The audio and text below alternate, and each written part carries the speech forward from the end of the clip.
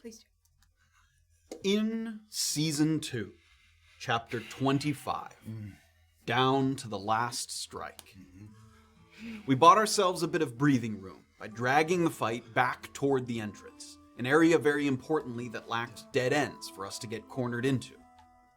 Safira, crouched by the door that we believed led to the fourth ethereal tear, exhibited patience while Orba and Graven drew the attention of the Cold Light Walker, hoping to sneak inside without being noticed. As it turned out, the sound of the door opening wasn't the biggest obstacle to our stealthy maneuvering, for just past the threshold, a rusty hunting trap had been anchored to the floor, and in her haste, Safira detected it just a moment too late. Feeling the cold jaws snap around her ankle, she couldn't fully suppress a muffled squeal of pain, and the Cold Light Walker responded immediately by shambling over in her direction. Wisely, Safira didn't immediately try to free herself, instead opting to flatten as best she could against the inside wall, with blood still seeping down into the heel of her boot. The walker never got a good look into the room before he was distracted by another cantrip scratching at his back, which gave Erland the opportunity to lay down a final smoke stick and dash forward to assist with the tear. It was at this point that our undead foe started doing something new, which was always reason for concern. Pulling the corpses of the slain Goliaths up against the nearby pillars, it anchored them into place with a thick layer of frost, and their eyes turned to an icy blue, not unlike the frozen creatures we passed by on our way outside. Through these frigid, lifeless eyes, the Cold Light Walker was able to both see us and channel his ranged attacks, which further complicated our efforts to never be targeted without ample cover to lessen the odds of getting hit.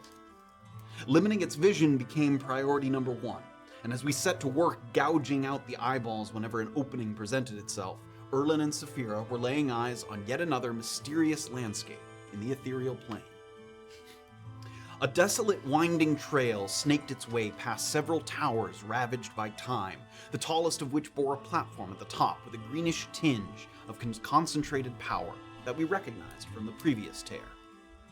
Climbing the tower looked like an immensely perilous affair where one slip could send us plummeting to our deaths, but luckily it never came to that, as Erland turned his attention to the screeching and ruffling of feathers coming from the top of the nearest hill. Having made a nest in one of the smaller tower ruins, a hippogriff responded to Erland's calming gestures, enough to offer an exhilarating ride at a breakneck pace, hardly risk-free, but certainly preferable to scaling the crumbling walls. In a matter of seconds, Erland found himself within reach of the greenish essence and wound up an Nunchaku attack, which dispersed the energy and gave us an express lift back to the opening of the tear. And from this moment on, it was officially time to unload. Now only healing a relatively small amount when it reached for the ethereal tears, the Cold Light Walker looked vulnerable for the first time, but it certainly hadn't been rendered harmless.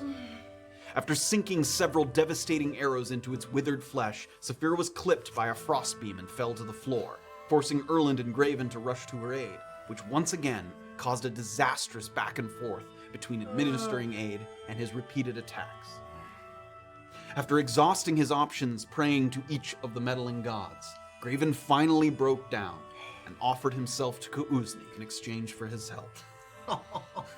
Kuuzni answered, and though we didn't yet know the ramifications of striking such a bargain, it bought us a few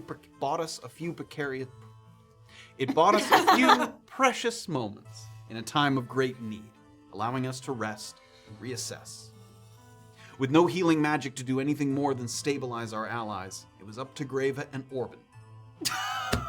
What is happening? It was up to Graven and Orba. You went all the way through that. To try and bring the battle to an end.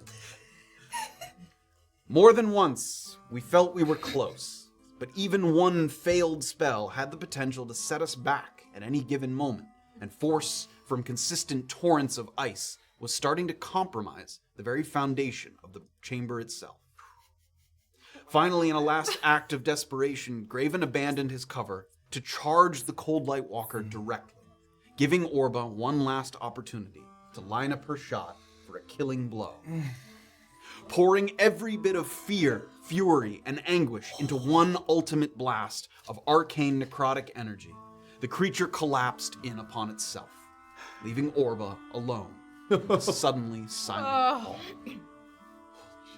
With unconscious bodies scattered around the room and Cliff Ironclad's mission officially completed, we reflected on what had brought us to this defining moment, and we asked ourselves, what would become of the remaining Goliaths who had fallen under the spell of the Cold Light Walker?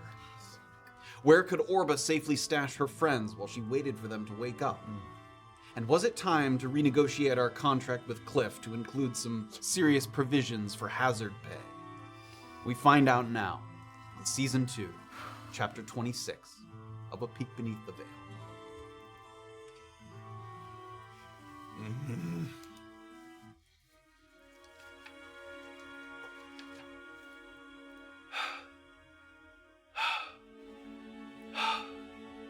The sounds of your heavy breathing is the only noise that fills this freezing hallway.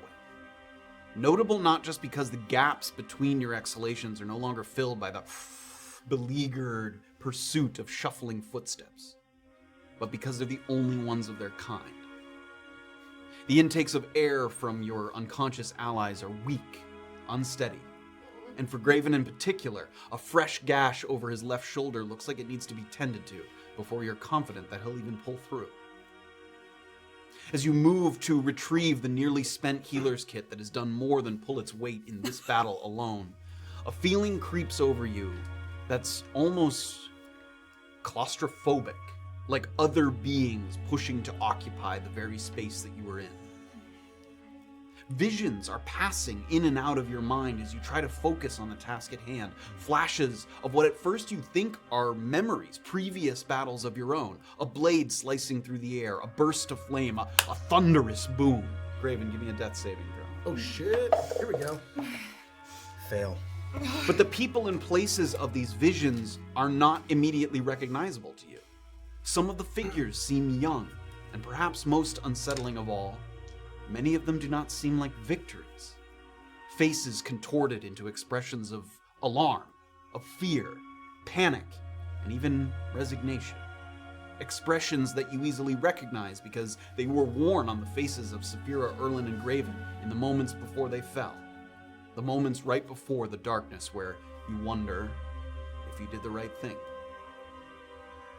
These visions are unfamiliar and yet also a part of you. They're Reapers, facing their first test, just as you now have. And many of them failed, but you did not. They lend to you now pieces of their experience, bits of knowledge, an unspoken lineage lining up to impart their wisdom, and suddenly a skin that felt so foreign just a short time ago in Celis's laboratory feels easy, feels foretold. As you start to kneel beside Graven, you're also kneeling beside what remains of the Cold Light Walker. Dust and bone, a somber reminder of what happens when a creature, or any being, overstays its welcome in this world. Suffering that begets suffering that comes to a violent end. Down at your knees, the remains of the Cold Light Walker beside you, Graven before you with the healer's kit at hand.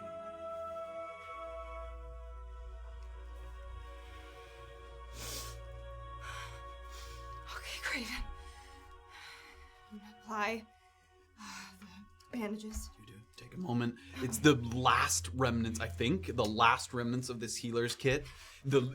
Some of the bandages aren't even long enough to get all the way around Graven's sort of thick limbs, but you tie them off as best you can. Just any little scraps of pieces of cloth, anything that will keep the wounds, that'll keep the blood from flowing, to stem the flow of blood. Put my hand just up on his neck, right below his jawline, and just make sure that there's a steady pulse happening.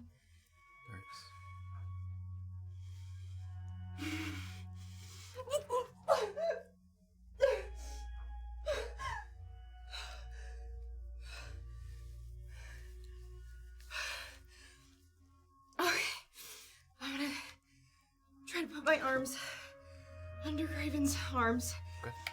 I'm gonna try to figure out the closest place to drag him to. I'm gonna start dragging him to the portal that was still left open, that room. That room had the double room. The kind double of door, too. and then into another room. Yes. And however long it takes, she's gonna take her time, and she's gonna start dragging Graven through that first room, and then put him in the second room, into a place where even those broken doors, you can kind of hide it. Hide his body, and she's Sort gonna of like go. hook arms under slowly. I mean, with the time, every time you sort of take on the weight of Graven, you remember that these Goliaths built solid. I mean, he's heavy in your arms, even not even bearing the weight of his whole body, dragging him across the floor. You push one of those like half-broken doors of the double doors that you have to push past, dragging his feet along, sort of bouncing feet along the stone as you pull him into the next room. She's gonna place him gently down, put his arms across his chest, take a quick breath, and she's gonna go back and go to Erland and Safira. Starting with Safira, she's gonna make sure she's okay, and she's gonna do the same to her. A little lighter this time. Crumpled in that corner where that pillar sort of pinned them in that spot. Both of them taking cover, but ultimately getting clipped on one side. And now, almost when you get to them, they're kind of draped over each other, because one of the last things Erland did before he went down was administer a healing kit, or attempt to eventually. So you pull Safira in across the stone. Lays her across, just up next to Graven, so that they're basically touching shoulders. Put her arms across her chest. Slightly deeper breath. And she's gonna go to Erland. And again, pick him up. Final drag. Final stretch. Give me a perception check. Okay.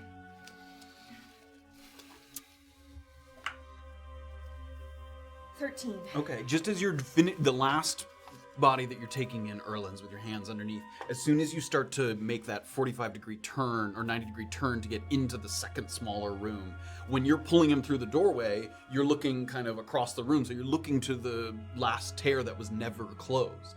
So you're seeing that little wavering bit of energy, and it's smaller now. It seems like without the Cold Light Walker continuously pulling energy from the ethereal plane, that it no longer, that energy was keeping that tear open. So now it's sort of flickering smaller and smaller, that, if it seems like it's going to close on its own without sort of extra assistance if you let it. Okay. Really quickly, while it's still there, and Erland, again, side by side with everybody else now, Orba's gonna go up to the tear. Can she just kind of examine it now that she has a moment to just take a look at it? Sure, what are you looking for?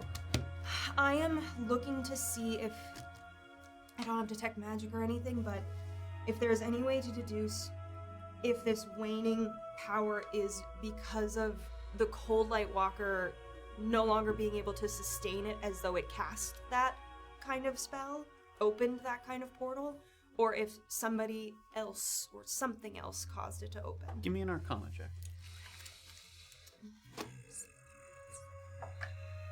16. The energy that was coming through these tears, you've heard of sort of openings to other planes in the ethereal plane, which is sort of a mirrored plane.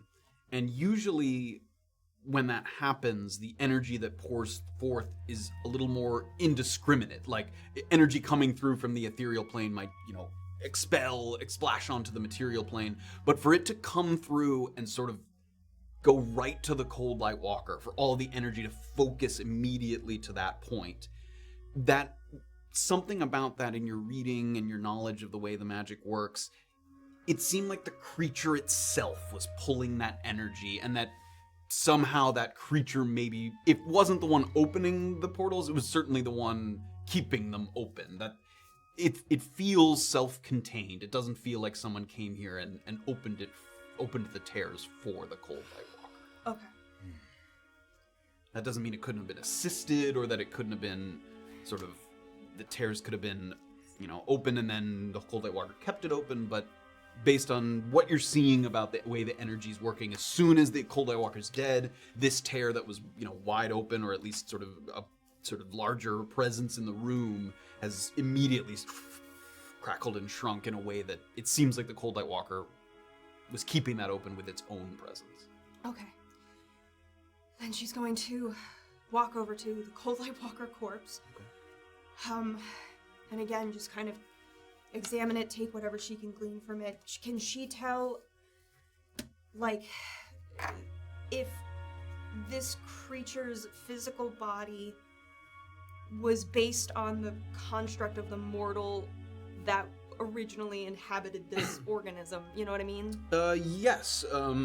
Given what you've heard about them and what you're seeing now, yeah, I mean, it is functionally the body. I mean, the face is disintegrated completely. There's no like skull or anything that's now left on the ground. Mm-hmm. It's sort of from the neck up. From the neck up, it's just dust and bone that's sort of scattered onto the floor. Okay. But from the shoulders down, there's some semblance of a human body. So. And just kind of based on either like its like skin color or its height or its mass, can I kind of deduce maybe what race this creature was before it was a full? Yeah, give me an investigation check. Certainly no obvious limbs. It doesn't have a tail. It's not a tiefling. Okay. So yeah, give me an investigation check. Nah, dirty 20? Dirty 20. It certainly looks human, or at least a human half-breed, from what you can tell. Like the proportions and the fact that, again, no obvious distinguishing features like a dragonborn or a tiefling that would make it very clear what the creature was. The stature doesn't seem sort of stunted enough to be a halfling or a dwarf. So yeah, human or some partial human. Okay. And that was 20 on the investigation? A dirty 20. The walker was sort of wearing a heavy cloaked garment. It wasn't even a true cloak. It was sort of a piece of cloth that had been kind of thrown around it that was keeping its, crippled limbs sort of in one spot. And as it hit the ground after, you brought it down to its last breath and hit the floor, the bones scattered across the floor, and there's the heavy piece of cloth still left there on the floor. And as you're digging through, just kind of examining any little nook and cranny you can find, there's a clasp there. A clasp that would, like, keep a cloak together. Mm-hmm. And it's a sort of circular shape, like concentric circles. So like one circle, another one inside, another one inside. So all the way down. And there's nothing on the side that has the sort of engraved circles on it. But then you flip it over to the other side where kind of there's a little pin that you could, clasp to the other side of the cloak. And there's two letters. S-A. Okay.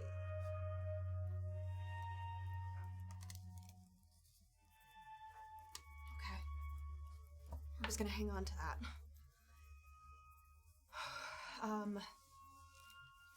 Before I get too settled in here,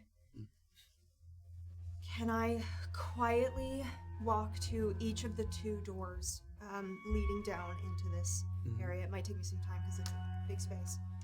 But just quietly listen at each of these doors and see if... Yeah, so one door is open because Graven was heading out in that direction, remember, when he came back into the room. So that set of double doors is open. And give me a perception check. That one's very close to where the Cold Light Walker is, so go ahead and give me a perception check there. It's a natural one. Nothing that you can hear there. And then the other one, you can, but remember the door isn't immediately on the other side. It's like up a staircase and then like up a ways. So are you going to go all the way up that staircase? Yeah, concerning myself more with sound than what I can see, I want to just hear if there's any kind of like approach or discussion, anything happening outside of this doorway possibly. Okay. Do you want to walk all the way up the staircase, even the parts you haven't seen yet? That is what I'm gonna go to that first big landing because that was a long staircase. Yep. I didn't see how far that second set of stairs was. As you get up to the top of the landing, you turn to the right, and it goes up a little ways more, and then turns again. So, this hallway's pretty long. Okay, I'm gonna go up that one, but just before I even hit the landing, I gotta turn and look around that corner. Okay, give me a stealth check. Oh God! It's okay. Everything's fine. It's a natural 19. So 19. I forgot I have to stealth in this fucking build. Very quietly, and you're thankful as you're moving up these steps that it's not like the burial chamber itself, that because of the way the statues had kind of deteriorated over time, there's all these little pebbles and rocks on the ground, so as you're walking across them, it kind of crunches a little bit. But as you're moving up these steps that weren't sort of as open to some of those structures that are crumbling down, it's a very smooth, sort of even stone built into the rock and ice of the mountain itself. So each footstep, very quiet. As you move up, get to that landing. So it turns to the right, and then it only after that goes up another 10 feet, and there is a door there. Is it open or shut? It is shut. And you hear nothing. Other than a little bit of... It sounds like outside. Yes, it sounds like back to the outside. And you can even see some light around it. Okay. Feeling as secure as she possibly can be in this fucking situation, Orba's going to go back to her friends and kind of standing in front of them, because it's Erland, Safira, Graven.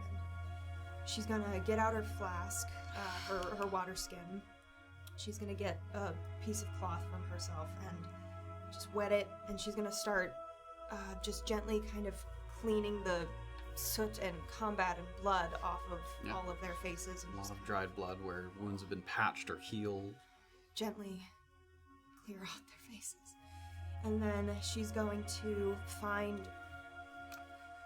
This is a burial chamber. If there's any kind of like little pile of like dust or like decay from the stone walls and stuff, just a little pile of soot. Rubble, yeah, rubble. Or the ash from the Cold Eye Walker is there. I don't want to do that.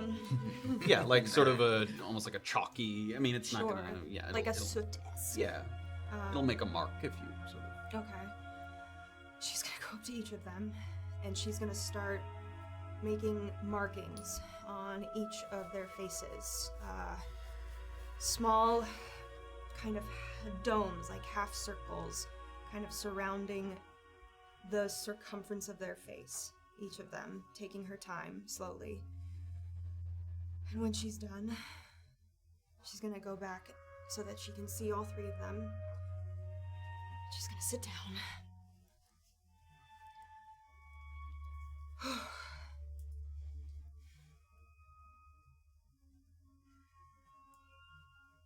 Okay. So, inside the banquet hall, it was getting time for supper. So, Unkoi, Mother God, takes her place at the head of the table, and she generates the bounty for everybody. That's the signal for everybody to be seated and be served. Kuya is the first to arrive. He's brought yet again another mortal partner to indulge in for the evening. This time it's a colonel from a battle, a separate world from ours, another time, another place, but one who has just seen one of the roughest pieces of carnage he has seen in his career. So he is here as a distinguished figure to delight in the presence of the gods. Next to be seated is Alanyachi, not that anybody really noticed. The god of healing isn't really appreciated amongst her kind. Why would you when you don't need it? She sits at the end of the table furthest from Unkoi, and people begin to eat and enjoy the feast. Aya, god of death, she arrives a little late. Something pretty regular for this time of war. Gods in this time of war are in high demand, and many spirits are lost and need consoling and collection. So, as soon as Aya arrives into the hall, she sees the colonel seated, getting gently stroked by Kuya as they indulge in wine. And their eyes meet. And in his eyes, Aya sees all of the spirits that he has sent her way. Maimed, disfigured, traumatized, angry, sad, lost. And something in her just snaps. And all of a sudden, just with a flick of her chin, the moisture in the colonel's entire body begins to leave. Like little droplets of dew just entering the banquet hall. You've never quite noticed how a mortal shimmers when they're covered in sweats and oils, but when you start to see it exit the body, It's a dreadful sight. The table all stops and watches in horror. It happens quickly, and yet slowly. The colonel fades, falls to the floor. Kuya wails, in grief, on his knees, leaned over the colonel, and I turns, ignoring all the cries and anger. Some are bored, honestly. But Alinyachi stands up and walks all the way down the table. She goes past Unkoi, who seems to, again, not really notice her, and as she looks down at the colonel, she sees more than what Aya sees. She sees more than what the other gods see. She sees the entire span of mortality stretched out before her. She sees the waxing and waning, the coming and going, the brevity, all small daydreams, and she's envious and also angry. So she takes her 2 fingers up to one of her freckles. She's covered in freckles, these big, bright freckles, white freckles, and she starts to pinch as hard as she can with her cheek, just pinching out one of these freckles. She's drawing blood, this gold shimmering blood, and suddenly out pops this little freckle. But upon further examination, it's the purest diamond one could ever imagine. And she looks down at the colonel, and she sees fathers, and she sees sisters, and she sees partners. She takes the diamond, and right here in the colonel's chest, she presses as hard as she can until the diamond seeps into his skin. And bit by bit, the moisture returns to the colonel, and the warmth, and the sweat, and the life, and the joy, and the anguish, and the fight comes back.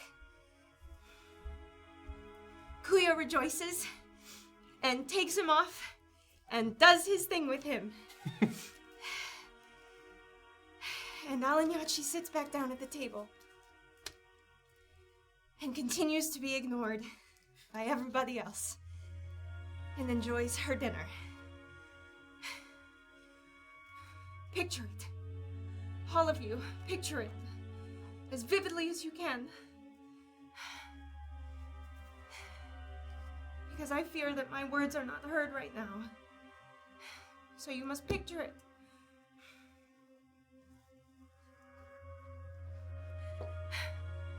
Give me a perception check. Okay.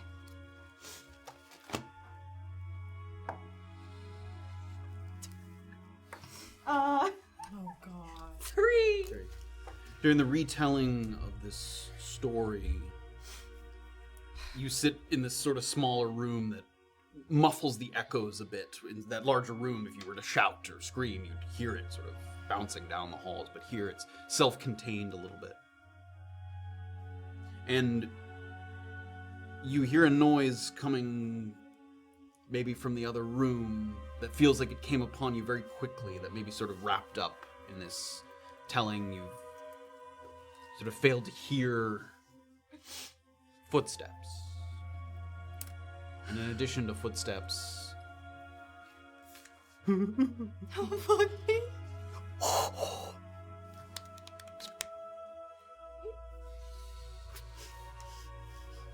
I'm gonna turn so that I can see the doorway. There's nothing? Okay.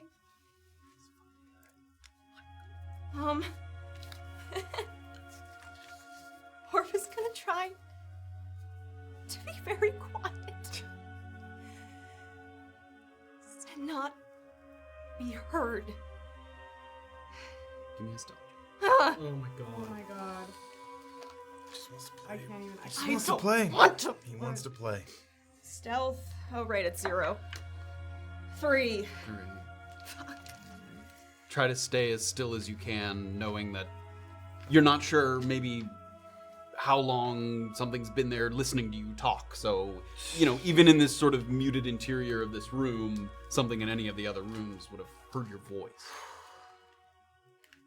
And finally, just a little, and you see the face of Marcus of the Mountain standing there in the doorway, looking over the 3 unconscious bodies. Oh, you found a good hiding spot. Much better than mine. Brave you are to hide in here. You got me. I never would have come down here if I didn't see the gray skins start to topple over the edge of the cliff. Just walked right off of their own accord and just Goliath on the ground. Marcus, they all leapt off of the mountain? Oh, yes. I knew right away that something must have happened with the light. And now I see you snuffed it out. Yep. Got it. He sort of looks over your shoulder. He sees the 3 unconscious bodies. Did your friends give into the light? No, no, they didn't. Because if you don't have anyone else, you can always stay with me in the mountains. Oh, that's very kind of you. Why don't you want to stay? Oh, my god. I could stay for a little bit, yeah. We could stay here for a little bit too. It's real cold out and I'm really tired. Cold and getting colder. I wonder, and he sort of looks, I wonder if they're hungry. My friends? And he sort of holds up one hand over a fist, and he produces 5 or 6 small, sort of deep red berries. That we're not. I think they would really appreciate that, Marcus. May I? You're funny. Maybe. And he kneels down and he puts them down on the floor in front of him. Maybe we could play for them. Huh? What kind of game did you have in mind, Marcus? Have you ever played Hills and Valleys? No. Hugo and I used to play it all the time. Yeah? It's rare that I find such a good spot for it. You need good solid ground, and snow just won't do for that. Hugo and I used to play it on the ice, and the loser would get tossed into the freezing water. Happy times, happy memories. That sounds super fun. A different time. Different me.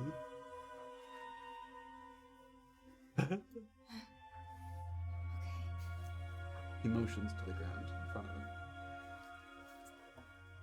Okay, so, Marcus? Are you going to explain how this game works, or just kind of throw me into Reaches into a little satchel, pulls out a little piece of chalk, and he draws a couple of big circles on the ground. Sort of one circle, and then another circle so they overlap. So there's a part in the middle where the 2 sort of circles overlap. Okay. Clear off that center table. Son of a... It's fun games. It's game time. You love games. I love games, man. Especially in like an emotionally turmoil moment. It's a simple fun game. I can't, I'm shaking. Thanks for stabilizing me. He had it already figured out. Oh, shit. Can you move your... Oh, the monitor? Nope. Oh, my little stuff. I'm sorry. Junkola. You know my goblet? Oh, is that the goblin? Yeah. Graven gave I want it. Switch. I mean, Grava and Orban. Graven-von-Poopenswine. Great. I gotcha. You got it there. Why isn't the remote working? Tilt that shit up manually. What's wrong with me? Great.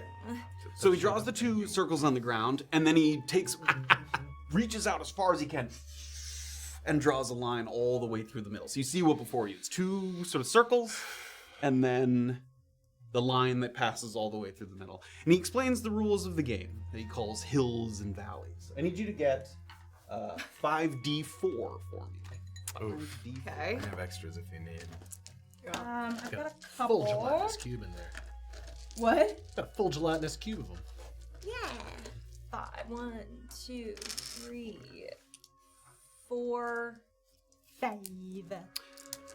So it's kind of a little botchy dice game.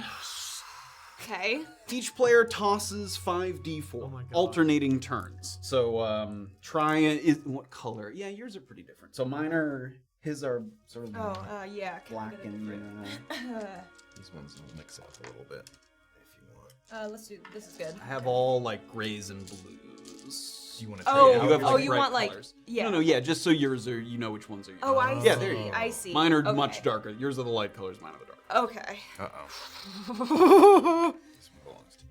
So you toss 5d4, alternating turns.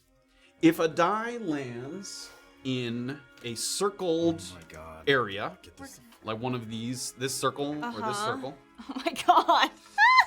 you get the points that's shown on the die. So if it lands with a 1, that's 1 point there. Okay. If it lands in the middle circle, that is the valley. You lose that many points to a minimum of 1. So that would be back down to 0 if you land in the valley. So there's the hills of the circles, the valley is the part that overlaps. Okay. The part down the middle is the bridge that runs between the hills and over the valley. If a die is touching a bridge, it's a safe zone, and you get those points immediately. So, They're banked. yes, they're sort of immediately banked, as opposed to normally you count up all the points at the end of the round. But if it lands on the line, you get those points right away. They're in the bank. Okay. If it lands on the line in the valley, that's called Bridge Over the Valley. And that's worth 8 points. Oh. But you don't get the points right away. So someone could knock you off of the bridge in the valley. And knocking people's dice counts. So if something hits it, that would knock it into a different zone, then it's whatever it ends up in. Except for something you banked already on the bridge. Got it. Does the dice on the bridge get pulled so that it can no longer It bank? does unless it's Bridge in the Valley. If it's Bridge Over the Valley, it doesn't get pulled, but it does get pulled if it's Bridge on the hill. And then you count up the points at the end, and that's the winner. Got it. Holy shit. Yeah. Just some sort of nitty-gritty rules. If there's ever a partial overlap, Uh-huh. it always counts as the zone of the worst result. So this is no points at 0. all, and this would be in the valley. Oh. Anything that's partial overlap. However, any amount touching the bridge is safe. Even a tiny corner there, that's still safe on the bridge. Okay. And Okay. so okay. but otherwise lines, even though see that one's more in the circle than not, it still counts as 0. If there's anything overlapping into the other area, it counts as the worst option. Okay. Yeesh. Where do you throw from? So just from here, Oh, shit. you can do a little underhand toss into the middle.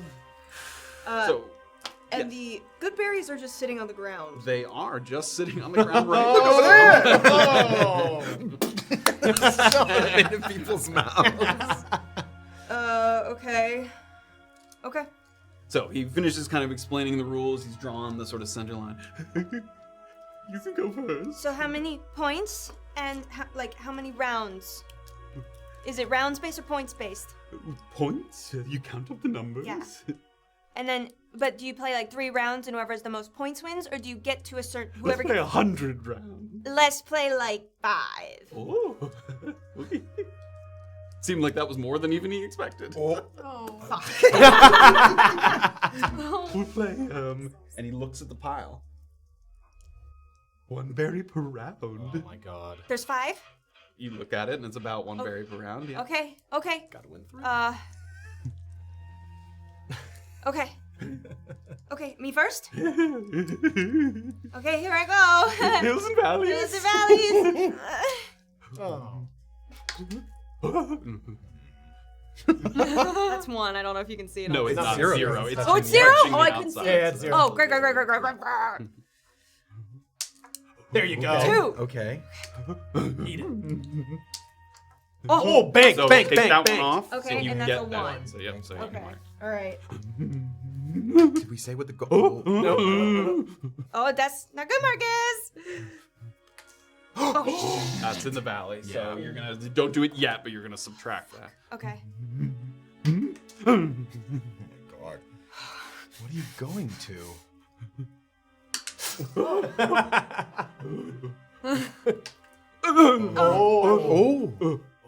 Wait. Oh. So that means it's on the line in the valley. But it takes the No. worst thing. Yeah, so it's actually on the line in the circle. Oh, so that's so a it's he banked. banked 2 points there. Okay. with that. Shoot! So his final score was 2. So was mine, right? How many That's did you 4 bank? there. Oh, I banked 1. And that's a 4. So you have Oh. 0. Yeah. Yeah. -4. This is negative. Minus. Oh, I can't go below 0? No. Oh, Zero's- okay. Yeah. All right, so he's got what? He had 2. I mean, he just won the round. You don't have to keep track of that. It's just by round. Shit, It's right, round fuck. by So round, after I he told you. after he sees the last dice, and he reaches over with his thumb, and he squishes one of the berries. Oh my god. another one. Rub my face in the dirt. Okay. Oh my god. Where was that I think the green one one that right I behind the darted? monitor Okay. is Yeah, he threw it. That's not that. No, That's these are- Oh, yours. really? Oh, there's That one behind the one, yeah. monitor. Sorry. That's okay. Okay, so I got 5. You got 5. Loser goes first. Does she now? Okay, here we go.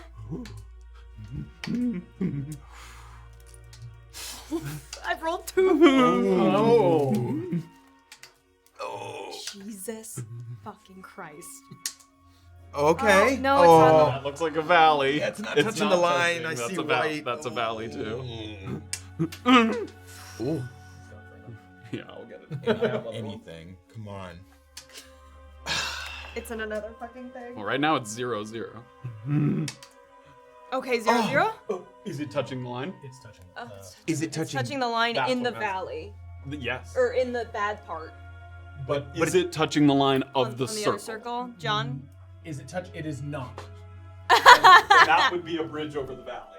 Which is 8 points, right? Yes. Yeah. It's not touching. Okay, so what is that? So he You got scored 8. 8. He scored 5 because he did 8 minus his other 3. I mean, you have no points, I think. No, I know. Hold on 1 second. He Give me takes 1 his second, thumb. Matt. He squishes another one. Okay, hold on. Give me 1 sec. Yup. Just 1 second. Help get Yeah, go ahead. And Hope chat wanted to zoom in on my forehead. At least you're wearing the hat. I know. Okay, hold on. These are your 5 here. No. You good? You need another D? I grabbed one. Yeah, next round. You need another D?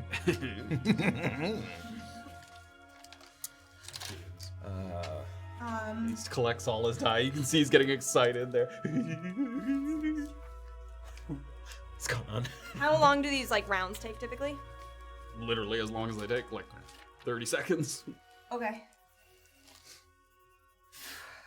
Orba Oh god.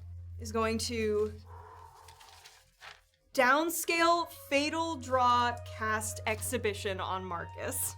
Okay. And try to charm him. Okay. So Right? Am I understanding this right? Because this is the first time we're doing this. yes, so a couple things at play here. Okay. There's a new spell available that we'll get into it first. Charming a creature in that way does exactly what it says. Okay. Which hold is only make the creature walk toward you and not be able to harm you. on. The spell says, when That's so charmed, funny. the creatures approach Okay. and can't attack. Understood. Okay. Retracted. I apologize. Okay. I misunderstood the spell because I'm panicking. It's fine. We're gonna play honorably for now. Okay, Marcus. There's 3 left. For 3 friends that I love very dearly. I don't. Oh, Marcus. Oh, we loser love goes you. first. Right. Oh, Marcus. Oh, buddy. It's in the valley. Oh, That's in the valley. That's in the So he's valley. at 0 right now. There it is. What number is that? It's both. That's a 4? Yeah, no, it's It is? a 1. It's a 1? Yeah. Oh, yeah, you're right. That looks like a 4 there. Jeez. Okay.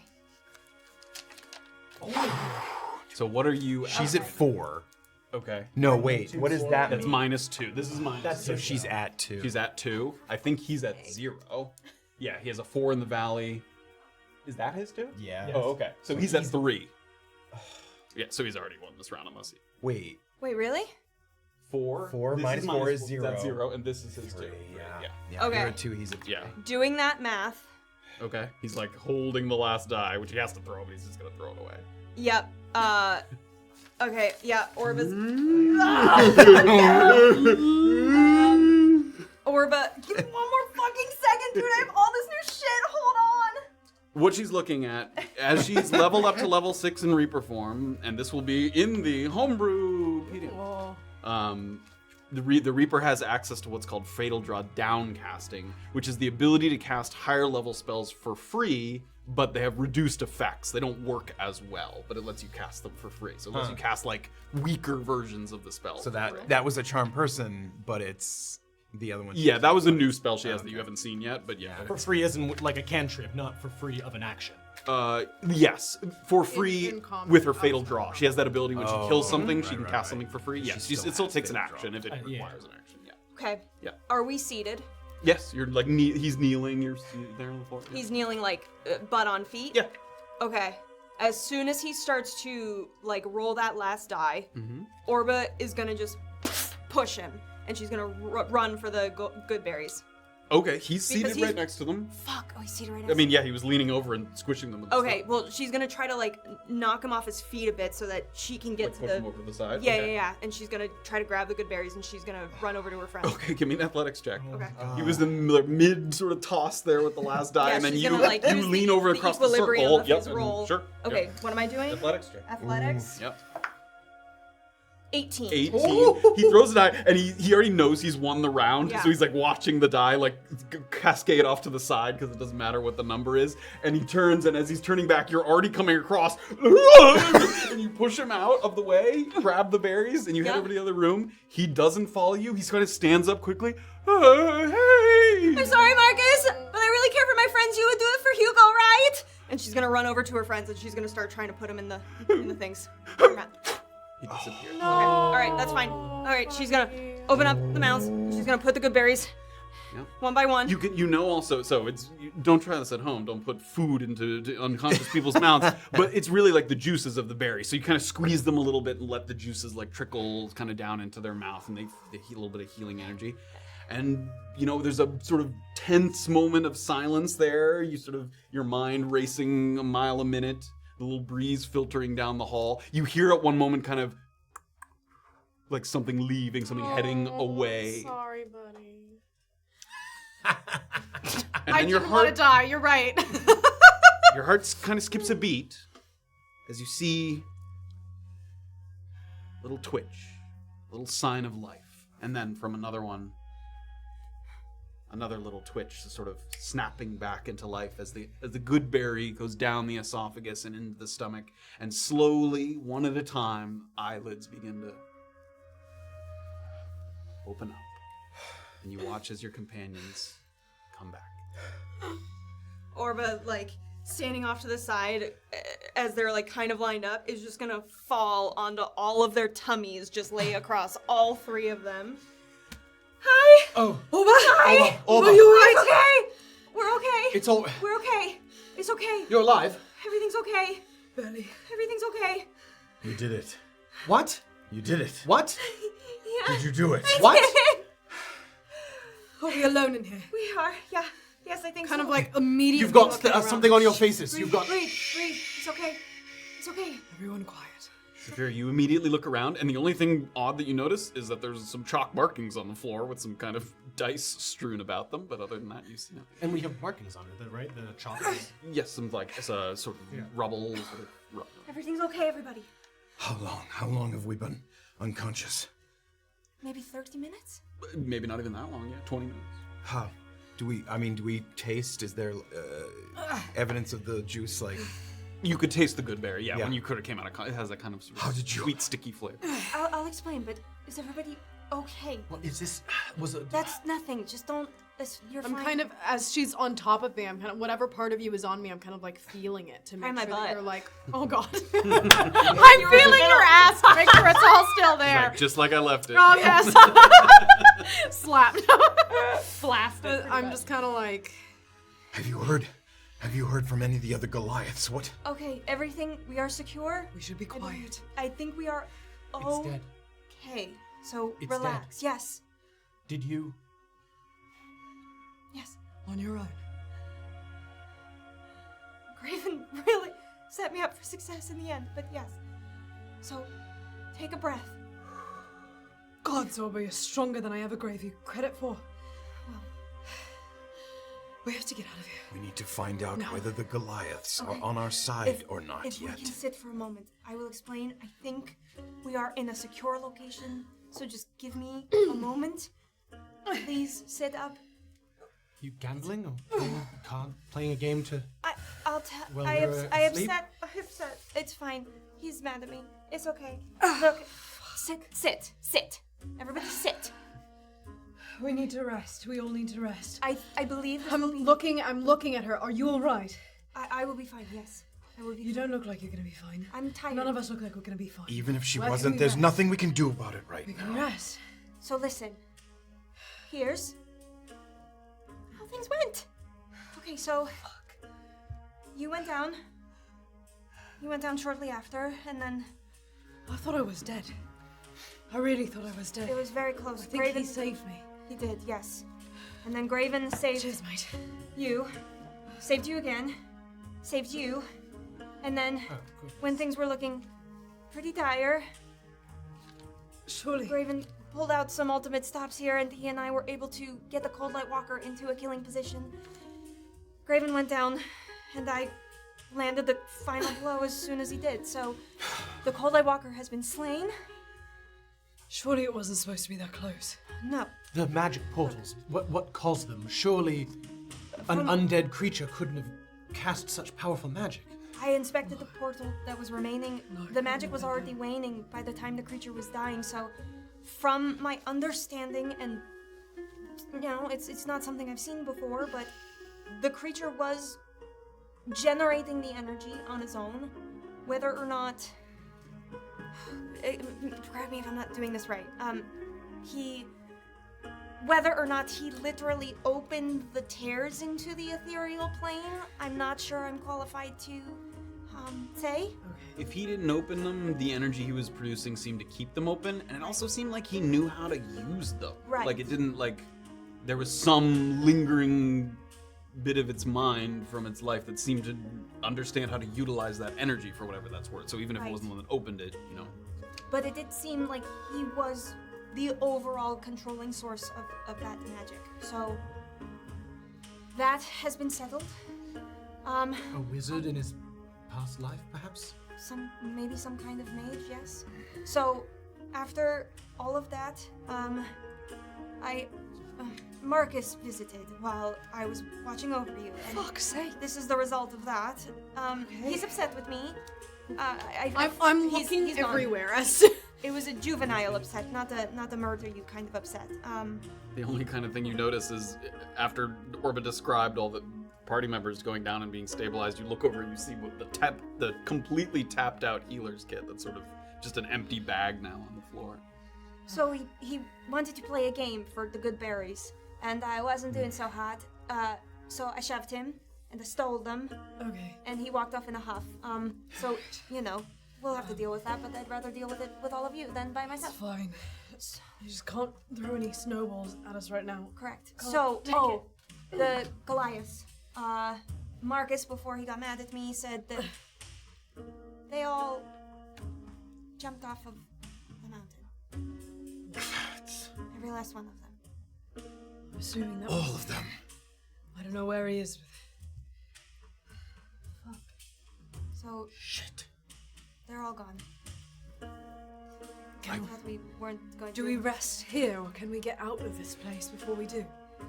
What do you think? I told Praxis that I would give each one of these men and women a sky burial. Well, we I was hoping can't possibly. At least his friends, we could try. The one I thought... mage, perhaps. We haven't even found Well, the other one. before we get ahead of ourselves, I do believe that this is a good spot to rest because it's out of the elements. Yeah. And also, you just had a rest. If you needed to use your time, I leave you to your own, honor system. Was I conscious? Sorry, when the pillar Started to crumble, you were collapsed? not. I was not. Okay, I thought. I guess we can't see that though from this room. Not from this little room, but yeah. Have you looked outside of this chamber at all? No, I have not left. I didn't want to leave your guys' company. We should probably not. We should. if this is the safest place, we shouldn't poke our heads out, and we don't know what's out there. We don't know. How do we know that Marcus isn't lying? Well- I want to check on the Goliaths. Well, then we definitely shouldn't poke our heads out until we've rested. I'm kind of like reaching out to Graven and giving him like a little squeeze. We need to rest. It's alright, Graven. If we need to just make a All I can get is a minimal... I can't get my powers of healing back today. Not After I until rest, tomorrow. I'll help you put some of them to rest in. If you rest, I will proper take way. the time to maybe create a I just sled can't- of some kind. I can't do it right now. I'm sorry, mate. No, I know. I'm sorry. We have to. I need to. now that all of that is out of the way and the information has been relayed, thank you. All of you, thank you. Do you feel any different? Do you feel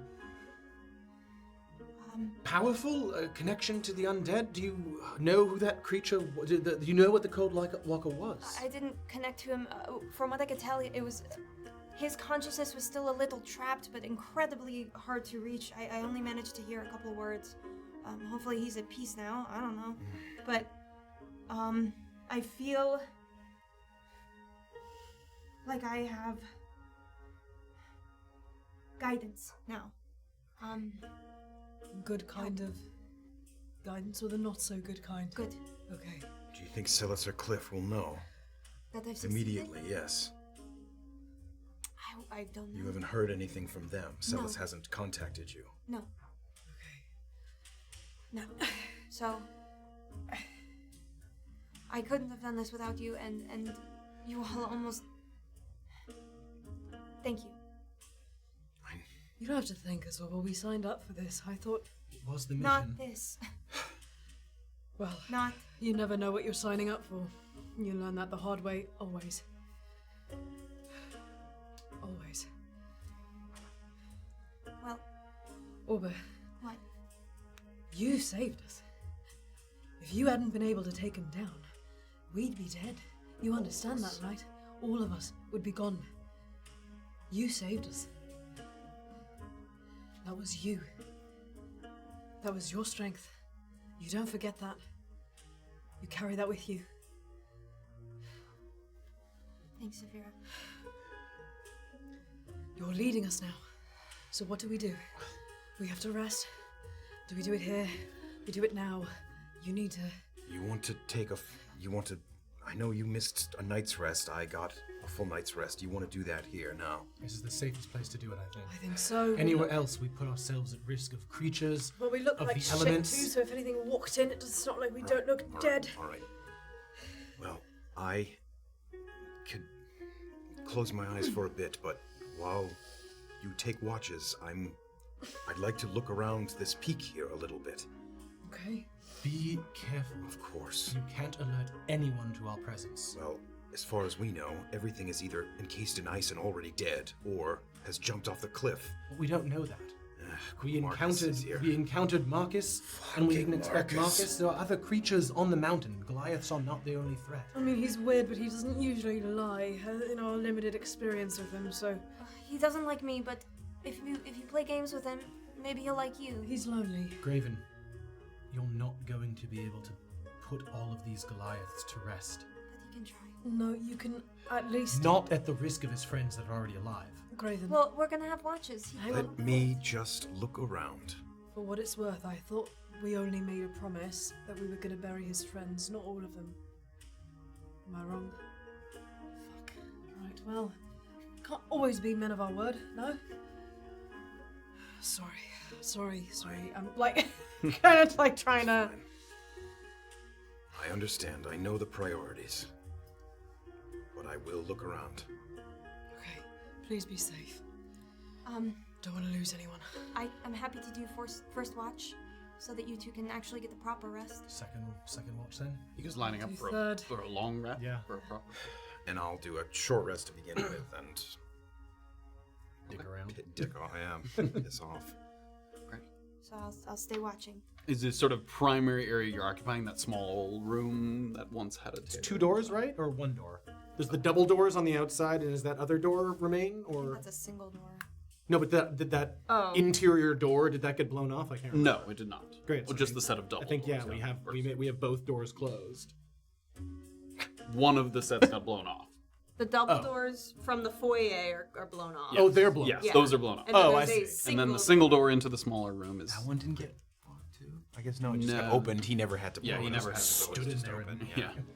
That's like fish in a barrel for the entire fucking episode. I'll probably station myself for the watch, like in the larger area, just to hear as much as possible without exposing myself. I know I already did.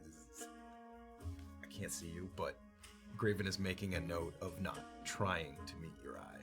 I'll just say that. Okay. Like he did before. If before Graven was I'm looking. maybe searching usually to see if he could make eye contact with Orba, he's purposefully You hear not. Orba's voice and you're like, yeah, Honestly, yes. Don't look up, she's tall, look down. Yes, I'm either focusing on them or I'm looking where I know that she's not. Are the half moons symbols of Aya that we've seen? They are of Alanyachi. Did I just say that right? It's my gods. I should know. Okay, we were unconscious when she told us that story. Yes. oh yeah. Is it like being in a coma Alanyachi? where you can sometimes kind of hear us laugh? Oh, god damn. Just for a while. These symbols, was this part of a ritual? Oh, yeah, kind of. Not Is that on my face? Yeah, yes. that. It's me. You can remove it now. A if new, you was wish. it part of a new Kelkian healing ritual? It's not. It's not a heal. It's more of like a prayer, a call to action in a way. You're supposed to.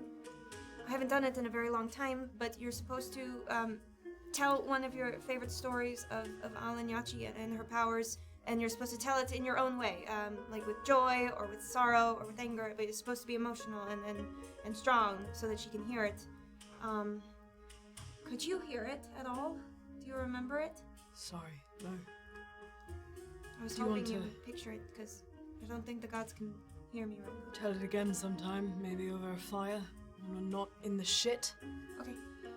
I'll remind you, the Nokelki gods typically don't enact their powers on this plane. Yeah, I know, I was praying during that fight. Then what is their point?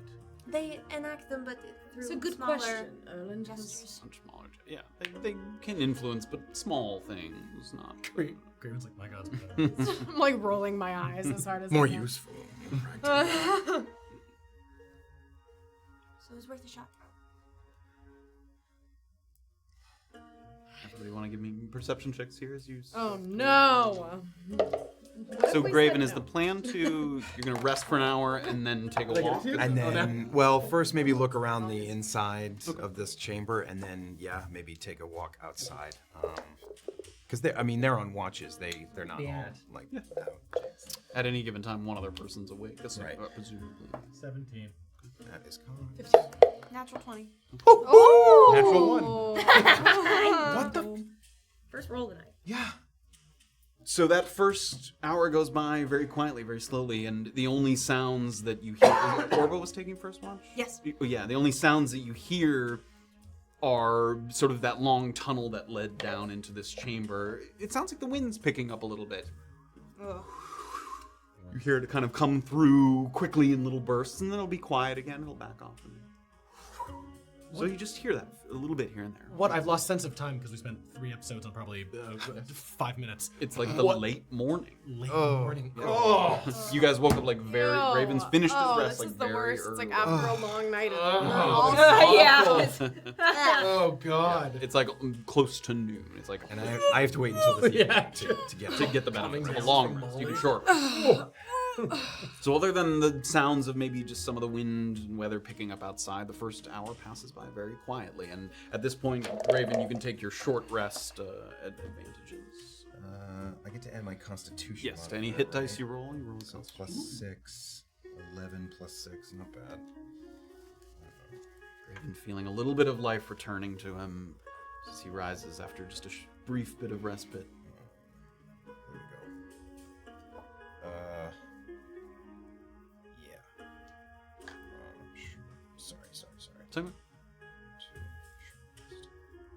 And then you wanted to look around the chamber and then take a peek outside. Was that the idea? Yeah, so I want to look around the chamber first for specifically where those terrors were. Okay. And yeah, see if there's any evidence of. I have that pouch still with the components. Just evidence of like somebody either casting something or. Yeah. Sure. Give me an investigation check. Okay. 15. 15. Great. And then give me a Arcana check. Oh, I don't want to do that. It's me, ding dong. What the fuck? So, Oh my not being someone who really needs to, the material components, you're not necessarily sure what those are for. Yeah. You look around in the rooms, the 3 rooms where the tear is closed, looks like nothing was ever there. It has completely disappeared. Yeah. And the first room that you actually walk out into, other than the one that you were in, was the room that still had the open one. And by the time you've woken from your short rest, just like a squiggle in the air ever so briefly. Like Like that. still there. Yes, but it looks almost completely shut. But it's just that's the only place where you can even see a trace that something was ever even sort of disturbed or unnatural in these rooms. Okay. You see a little bit there. Okay. So you look around. That's what you see. You don't see anything that sort of strikes a memory or a knowledge that you have about something like that. Okay. Do I find any? Is there any books or any records of any kind in these rooms? They're pretty bare. No lettering on the walls. Yeah. That to you feels not strange for like if it was a Goliath warrior who was buried. No frills with Goliath sort of burial chambers. Like you're laid to rest. There isn't sort of some of that pomp and circumstance that you saw on the Fernoka Virgo Trail, like old memorabilia and personal effects. None of that. Just simple sort of caskets, slots in the walls where an additional sort of stone casket could have gone, but nothing identifying at all. And any kind of wooden structure in here, including the doors, do they look like things that were reinforced by the new wood that the Goliaths had been bringing up here? It's a mix, yeah. So the exterior doors look like some of the wood is very faded and old, and it looks like some extra beams were added to reinforce those doors, yes. And is there any, what looks like maybe extra supplies of wood, either that we saw on the way in or here? Not here in the chamber, but when you guys were on your way up, I think you saw some of those Goliaths that were sitting around campfires. Like they had some logs and stuff around them, but not here in the chamber. Okay. All right, if whoever's on there, you're still on your watch, right? I guess so, yeah. So who was next watch? I was after Orba. Okay, so I was Orba last. is moving to sort of wake her. Even after just 1 hour? I guess I've been fiddling around. No, that's true, actually. I guess you're sort of in the middle of Orba's watch, yeah. So it's just Orba. I'm going to take a little look around outside. I swear I won't go far. Okay. Okay. Are you okay? Yes. I'm gonna walk away.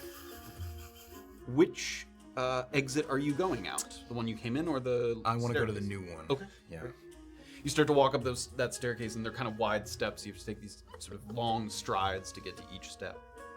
And as you're walking up, you feel as closed off as you've been since leaving the soul shelter when the thing was broken. And since then, you've gotten a little bit of refinement, a little bit of diversification as each time you connected with the other meddling gods, it sort of opened up something new, something fresh, something that didn't feel like the old trapped self.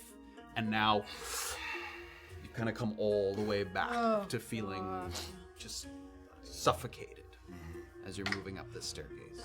Feel empty. You get, just like I described to Orba, you get up to the first landing, it turns to the right, a little further, one more turn to the right, and then in front of you, a single sort of wooden door there that also looks like it's been reinforced recently. Do I hear anything? Give me a outside of perception check. it? 6. 6. Other than it's difficult to hear, the door is even kind of because the wind is kind of pushing against it. So the weather spooling up a little bit, but other than that, I'll,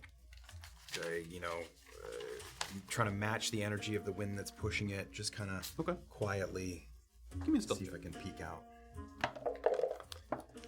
11. 11. Okay. So it makes a little bit of noise just given the state of the door and the strength of the wind, but you push it open. I'll give you, you're going to turn your monitor on for a second? Yeah, sure. I'm looking specifically for, like, Oh, God. the frozen beasts that we saw before. Yep. And any evidence of Goliaths, or, I guess, fucking hoof prints. I know that's a lot. I'll shut Sure. No. No, that's all right.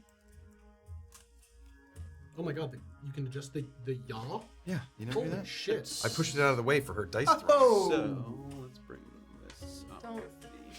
It's not too much into the... There we go.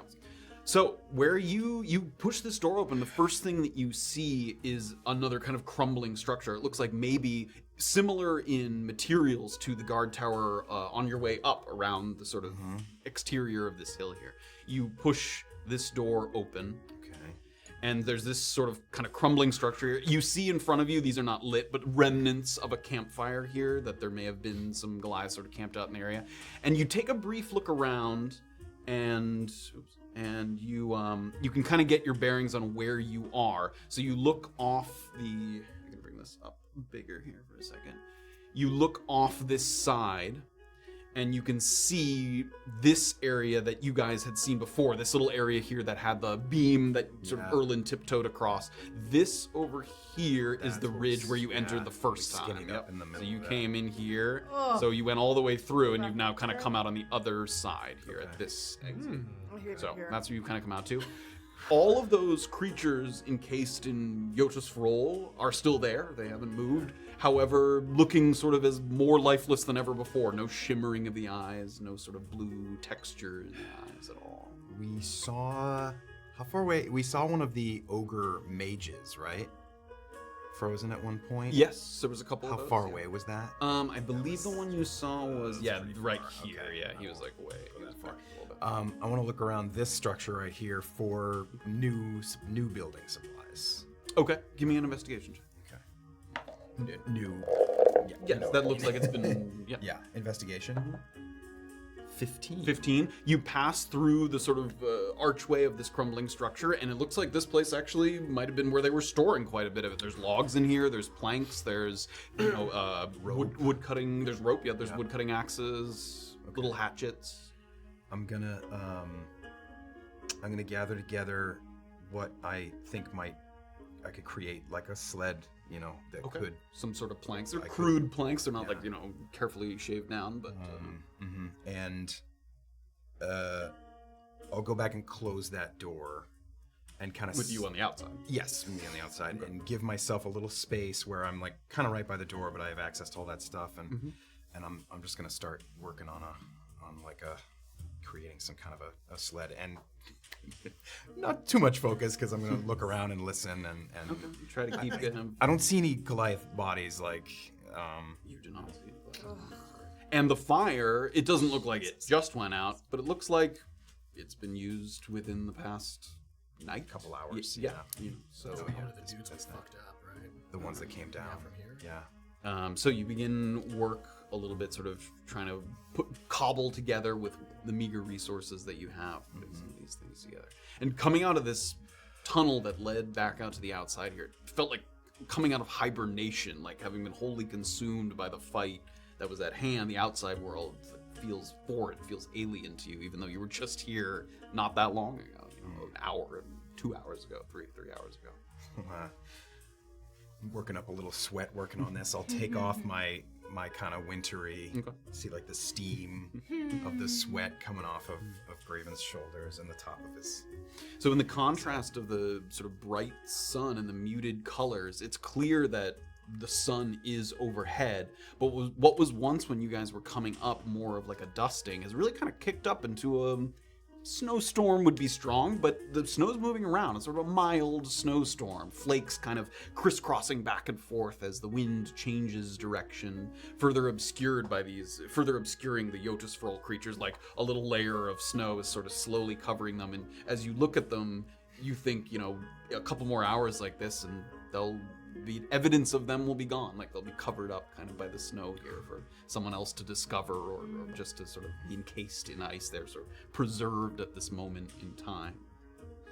And occasionally when there's a lull and the wind dies down, the visibility isn't too bad out here. You can actually see pretty far. But these interludes, they only last for a few seconds, and then the flurry kind of kicks up once again. After a while, just still working and tying knots and leveling things out, just in giant as I'm working. My brothers and sisters.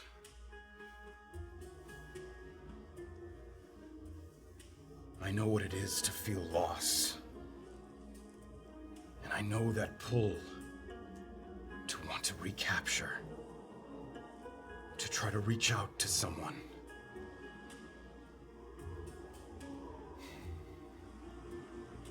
It is not weakness to have given in. And I'm sorry that it ended this way.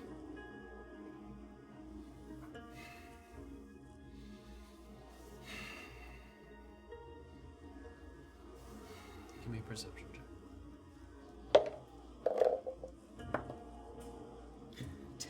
10.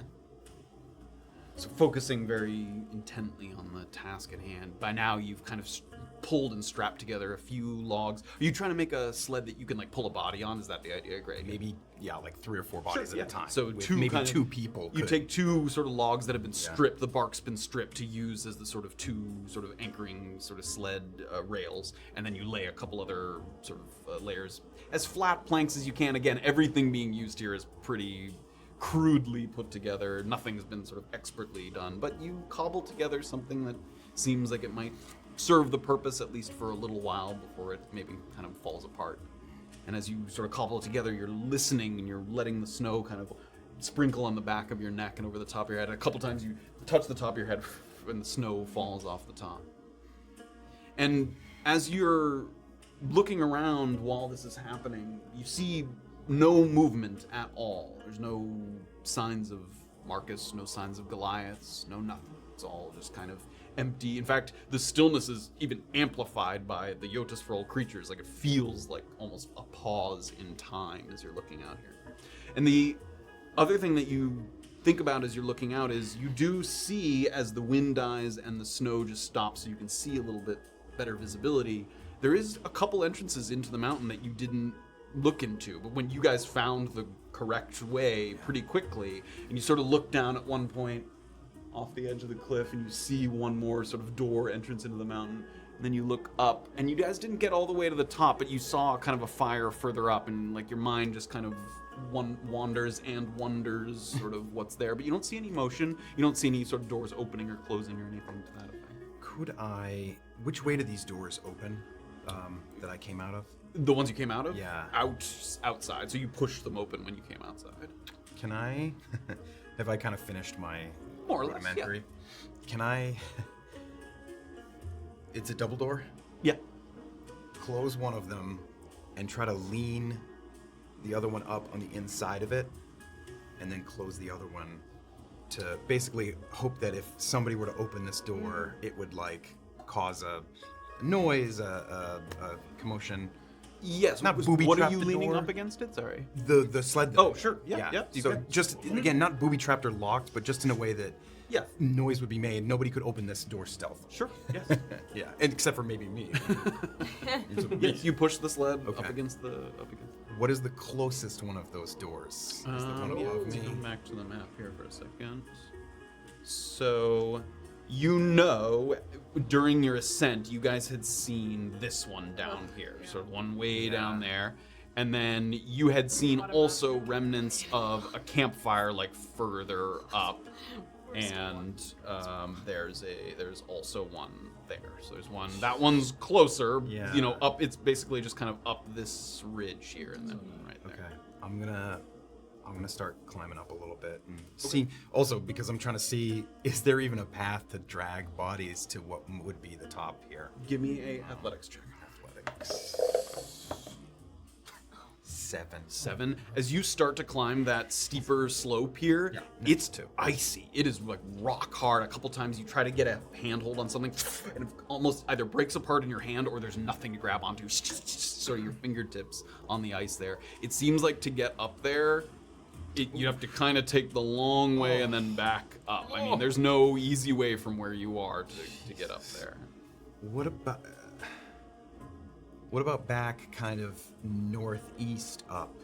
Is there a path? That's forward where I'm that saying way? you just tried to Oh, I climb, tried that and way. it looks like less distance, but it's so icy that to pull something up there or even get up yourself is rather difficult.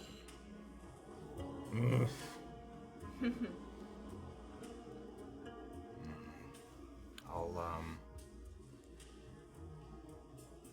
sorry, zoom out again. Here, I'm gonna come back to the larger map here also. What were you looking for there? This was one door The down door that we here. didn't go in was way down Yep. there. Oh my god. You could kind of walk along this ridge here. Yeah, And we I'll go down. I'll go down there. Okay. Yeah. Graven starts to move along there, and because it's kind of hops down and there is a path there, it looks like it's going to be harder to come back up than it is to go down. Not impossible, but Yep. right now you're just kind of scooting down, sort of piece by piece as you get further and further down. So as that's happening, I'm going to say, given the time, sort of make the sled and a little bit of exploring, Orba, you finish your watch. Okay. Just gonna get up. Go over to Erland. Give him a little shake. It's your turn. Alright. You okay? Nearly dead, but yes. Yeah, I get you. Erland's gonna hug Orba. Just hold her.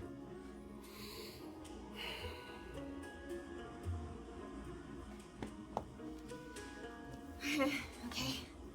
Wake Safira in a couple hours. Yeah. Sleep well, Orba. I Anything you want to do in the room while you Yeah, once Spoons you. I'll it's very cute. Once she falls asleep, I'll open the. Oh, I guess that door's blown off. I'll go. I'll be in the main room where she walk was in. resting. So I'll go You out can do there. that without opening. After I close the door, then I'm gonna sort of walk into the main room where the fight happened, and just sort of try and maybe piece together bits and pieces of what happened after I went down. I'll go over to the spot where I went down, where Yeah. Safira went down. You stand in that spot, you kind of look into Don't the room do and that. almost, just sort of, Yeah. like you said, trying to piece it together. You look to your left, you see that pillar across the room crumble, like Yeah. blown through with one of the beams of ice. And you look a little further down the hall, there looks like another one, not quite in such a state of decay, but pieces of these pillars coming apart. You look up at the ceiling, and one part of it has buckled a little bit, where the pillar's no longer kind of holding it up, but And- it's not actively sort of falling apart. I'll see, the vomit over by the cold light water and sort of maybe piece together a bit of where that came from. But over at the place where sort of I see Safira, I'll sort of like kneel down a little bit, and I'll think back to what Cypress and Barry said to Erland about probably not having much time left. And sort of like looking at the path he ran and the decision to try and save Safira, knowing that I might die as well. Sort of look around the area and this would have been fine. Like maybe touch the ground a little bit, and then sort of just sit there and keep watch in this corner where you can see both entrances.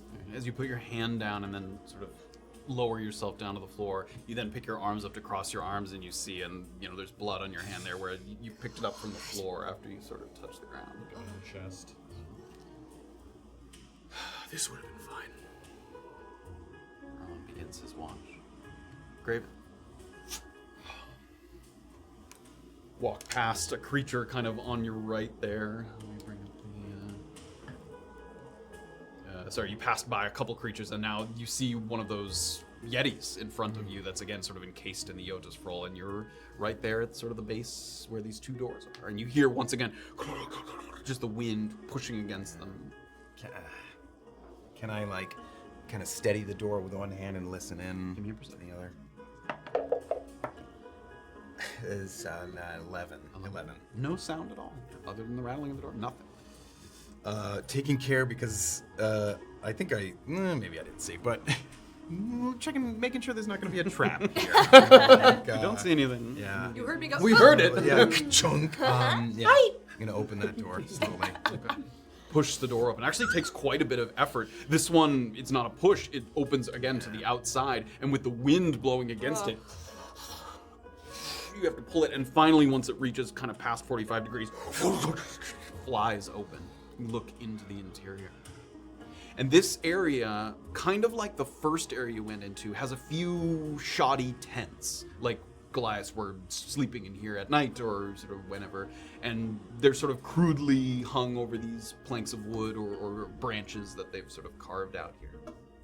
But you look at this room, and the thought occurs to you as you're seeing what's in here, that this is maybe where the Goliaths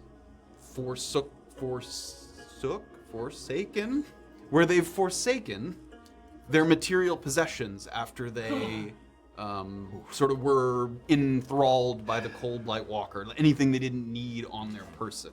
Oh boy. You see pouches of gold lying around, pieces of jewelry, some basic weapons, some armor, blankets, furs, ropes, anything that they didn't need to serve the Cold Light Walker, they kind of tossed in this room that's sort of piled in. Gonna go through their things. Do I see a spear anywhere? You do see a spear. There's a number of weapons here. Okay, but not. There's like a number of spears. Yes. There's not a few like of those. any There's- distinct spear that looked like it was Give me more an well investigation loved. check in general. I guess that's all. Does he need long arms and long No, hair? they're all gone. Spears. Maybe a spear with like some long hairs tied to it. Sorry, investigation. 5. 5, yeah. You see nothing that matches that description. The only thing that stands out in the pile of weapons that's kind of been tossed to the side, there's a number of very basic weapons. Some spears, some hand axes, a couple short swords, and then one weapon that is a rather unique and not of Goliath design. It looks like maybe bought, stolen, or raided. It looks like an elven weapon. It's a double-bladed scimitar. Like it has a handle in the middle and blades on both. Oh, sweet. Can you pick that up? If it stands out, I may. It doesn't. Yeah. You're pretty good. You know, it's not perfect. You're pretty good at telling if an item's like magical. It doesn't seem that way, but it seems like a unique weapon, Yeah. like something you don't see every day. Certainly has some craftsmanship value to it. Alright. I guess first I'm looking for any potions, Okay. and then how much gold I can gather, and any magical components. No potions that you see. At a couple times you see some pieces of broken glass. It seems even in their sort of servant state, maybe they would have used those if they were, like, even if just to serve the Cold Light Walker further, they might have kept themselves in good health. Okay. There's about a dozen pouches of gold that have just been discarded because they didn't need money. I'm gonna take my pouch and go around and. Looks like it was about 230 gold. Over the course, in a number of different pouches. So you take one pouch, take another one. I will gather that. No, we're not. We're not. Do we get money for protecting Orba? There's a couple of simple gold bracelets, a pair of gold bracelets that don't have any like distinct charms or markings, but just sort of possibly of value. Yeah. And if I put those on with those, That's fine. Jewelry doesn't take. I think that's in the trivial category. 2 gold bracelets. Yeah, you see? sort of simple gold bracelets. Yeah. And then you Stick push those on. one of the tent flaps aside at one point, and in there looks like some discarded armor. There's a couple of basic shields that are in there, and you pick up one of the shields, sort of falls over to the side, kicks up a bunch of snow, and underneath a couple of the shields looks like a set of half-plate armor, which is a full set of half-plate. Is that heavy armor? It is medium armor, so wearable by both you and Safira. Both of you are proficient in medium armor. Would that have any more benefit than scale mail? Perhaps. Perhaps a wee. Oh. Might be a bit. You would be aware of sort of armor. So Yeah. I think Walk scale around. mail is 14 plus your dexterity. Half plate is 15 plus your dexterity. What do you have? I'm gonna I might- see if it. Skill. I'm gonna see if it fits. It's Goliath armor, so it does fit. Damn it. Not perfectly. You might take it somewhere to get it fitted, but yes, Yeah. it definitely fits. Oh, but I got that. Oh, I just got all that nice padding that my buddy in yeah. Navikapura got me. Dang it! Can I move that padding to the other one? Not really. No. Okay. I'm gonna stick it on. I'm gonna piece by piece. Well, like very ritually, kind of kneel down before it and give like a. I will use this in good faith. Thank you. Just kind of individually take off each piece. You're fucking 17 now? Look at you. Come off piece by piece. So as you're doffing your armor and donning the new armor, that's where we're gonna take a little break. After Graven's sitting in his pile of Fade black. as Graven's got a Graven little is crown naked. and like just sitting in a pile of gold. Like, New armor, bracelet. You guys come out, you're like, where did Graven go? He's like, no. Oh a my couple new God. earrings. I fashion all the weapons into like a little It's like Rose off throne. getting rich. King of the fucking mountain, baby. So slowly working our way out of the Cold Light Walker's burial chamber, picking up the pieces, gathering our things, gathering our strength, perhaps most importantly, with Marcus in the back of our minds. Stop it. Nope. That's where we're Okay. gonna take a I little feel so break. bad He's for very him. sad. Worth. Guys. I mean, you could have waited until we woke up, or 4 hours, maybe? you're right. No, I'm fine with it. I'm get it okay fine. with the decision. I just feel bad for him. I in just think general. he's It's gonna come back Someone and else play games with him. Kick I've us been in the playing hoof. games with him. I've giving, played games I'm with giving the niece I slash played nephew to games with- somebody I'm else. fine. I Passing will off take it. responsibility. Yeah. Every time we fall asleep, he's like, hello. I'm like, Jesus. I feel bad, but I don't regret it. you could have brought up. You could have told him your own game. It's called Squeeze Your Eyes Real Tight and count to 10. It's called Feed Friends the Berry. Yes. Who can feed the most berries Yeah. to my To be friend? fair, Yeah. we tried the quiet game on him. He did not bite. You could have opened our mouths and been like, "Who can get one in from back here?" All right. All right. Don't put solid Yeah, objects in okay. them. Anything in your mouth or your body. Any other feedback? You don't know what it is. Being awake and alive? Thank you. Thank We're you. gonna take a little break. We're gonna come back. God damn it. We'll do the usual thing. Quick 10-minute break. Video. Then Yeah, after videos and lunch. recaps and all that kind of good stuff. Thank you for guys as hanging always out. for hanging out. Yeah. And when we come back, let's gather the party and see where we're off to next. See you on the other Let's side, guys. go. Oh my gosh.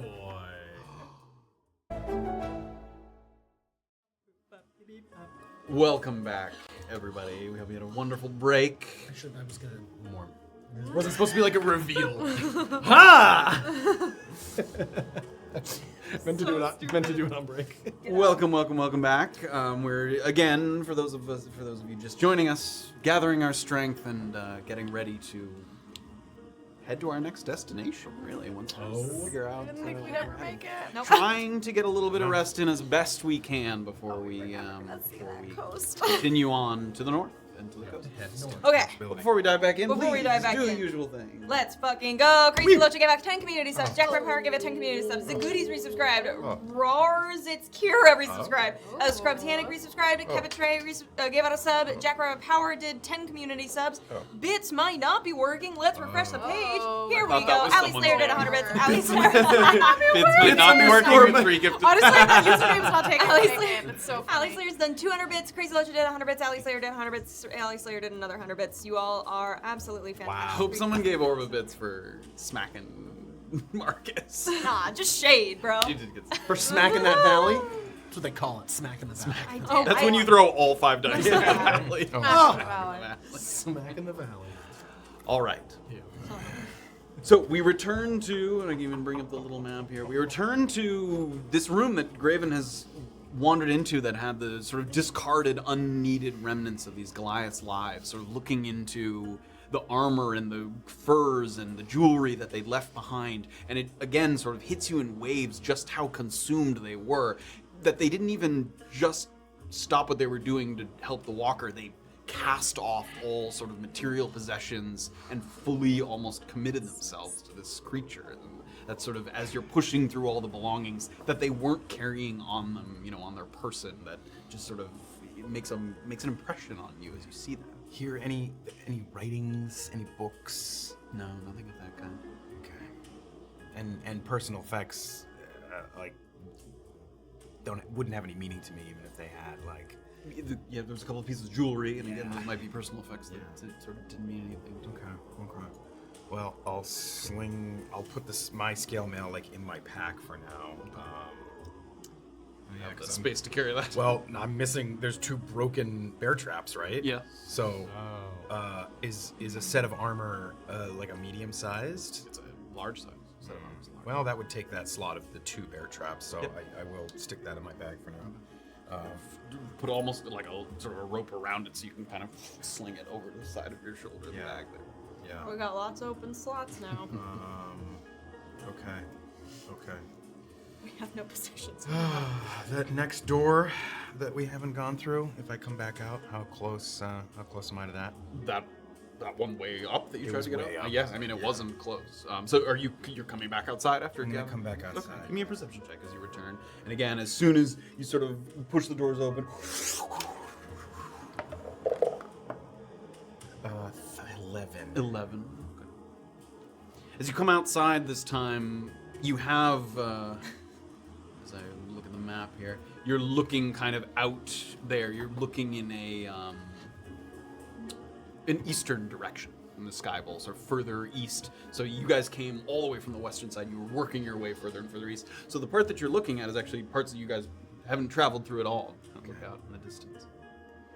And it's the wind sort of obscuring any kind of sound or anything else that, you might hear or see. And then there's something else that's just sort of incongruous with just the usual things that come with weather, the stinging cold and the sounds of trees kind of groaning and cracking with each of the sort of strong gusts of wind that come through. A sound that maybe is even a little bit concerning. Stop.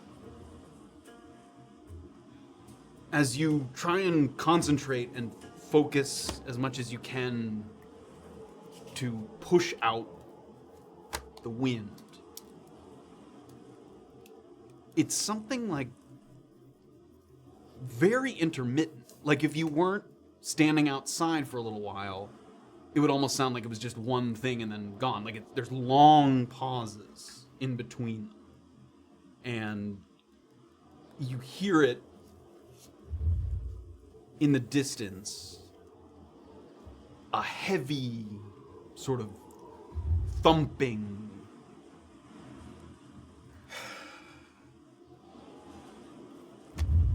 Each time. Get down to the ground and put my hand on the ground and just really kind of Put your hand in your way. feel. And a little bit of vibration. Each time. Long gaps between the steps. Okay. Can I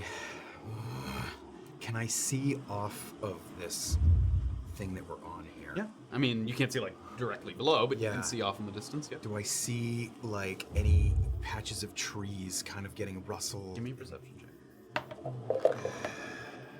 22. 22. You look off into the distance and you see nothing sort of unusual. In fact, you're searching your memory for without taking it out, like the topographical map that you were given. Yeah. And you remember where the kind of peaks are. You remember that there's like another one a little further east, and then a little one to the east, to the southeast a little bit, 2 further peaks. You get your eyes on that first one, see your eyes on the second one, and then between those two is like an almost shorter peak that you don't remember from the map. And through all the snow, it's hard to see, exactly what it is, but a shadowed kind of figure. And again, this is a long ways away. You're looking down but between those 2 peaks to the east, another one in the middle, sort of a shorter peak that I was gonna say, can I focus Yes, beyond it's it a and see giant- if it's moving? it ever so Oh my slightly. god. No. And slow and deliberate way. Again, you're seeing it, but seeing it like you can see a mountain far away. And again, it's not as tall as the mountains, but something enormous wandering between the far peaks in the east. Yeah. On that topographical map, I'm looking at it here. Yeah. Here, I can. Fuck you guys. That's what great. That is not gonna be. What if we stay inside? We'll just go back to sleep. It's fine. Do frost giants open We'll, doors? we'll we just have to go we'll just go around. to no. All right, no, so- we're So just gonna here's go the to top sleep. of Gravel It's fine. map. If Yeah. we're in like E2, You guys are on this top of this here. So you're looking out in this direction. And then, so the one peak is there, and something smaller but big is Are like. you sure we're there? We couldn't maybe be like. Well, we have to go north. Where's the apparently. compass? We couldn't go. We couldn't be like, Or, like, east. several plus signs She west said- of that. You don't think? What's her fucking name? Said head north with the sapphire shrubs. I mean, Yeah, let's go to where the could sapphire go shrubs are. That northeast, sounds but nice. anyway. Okay.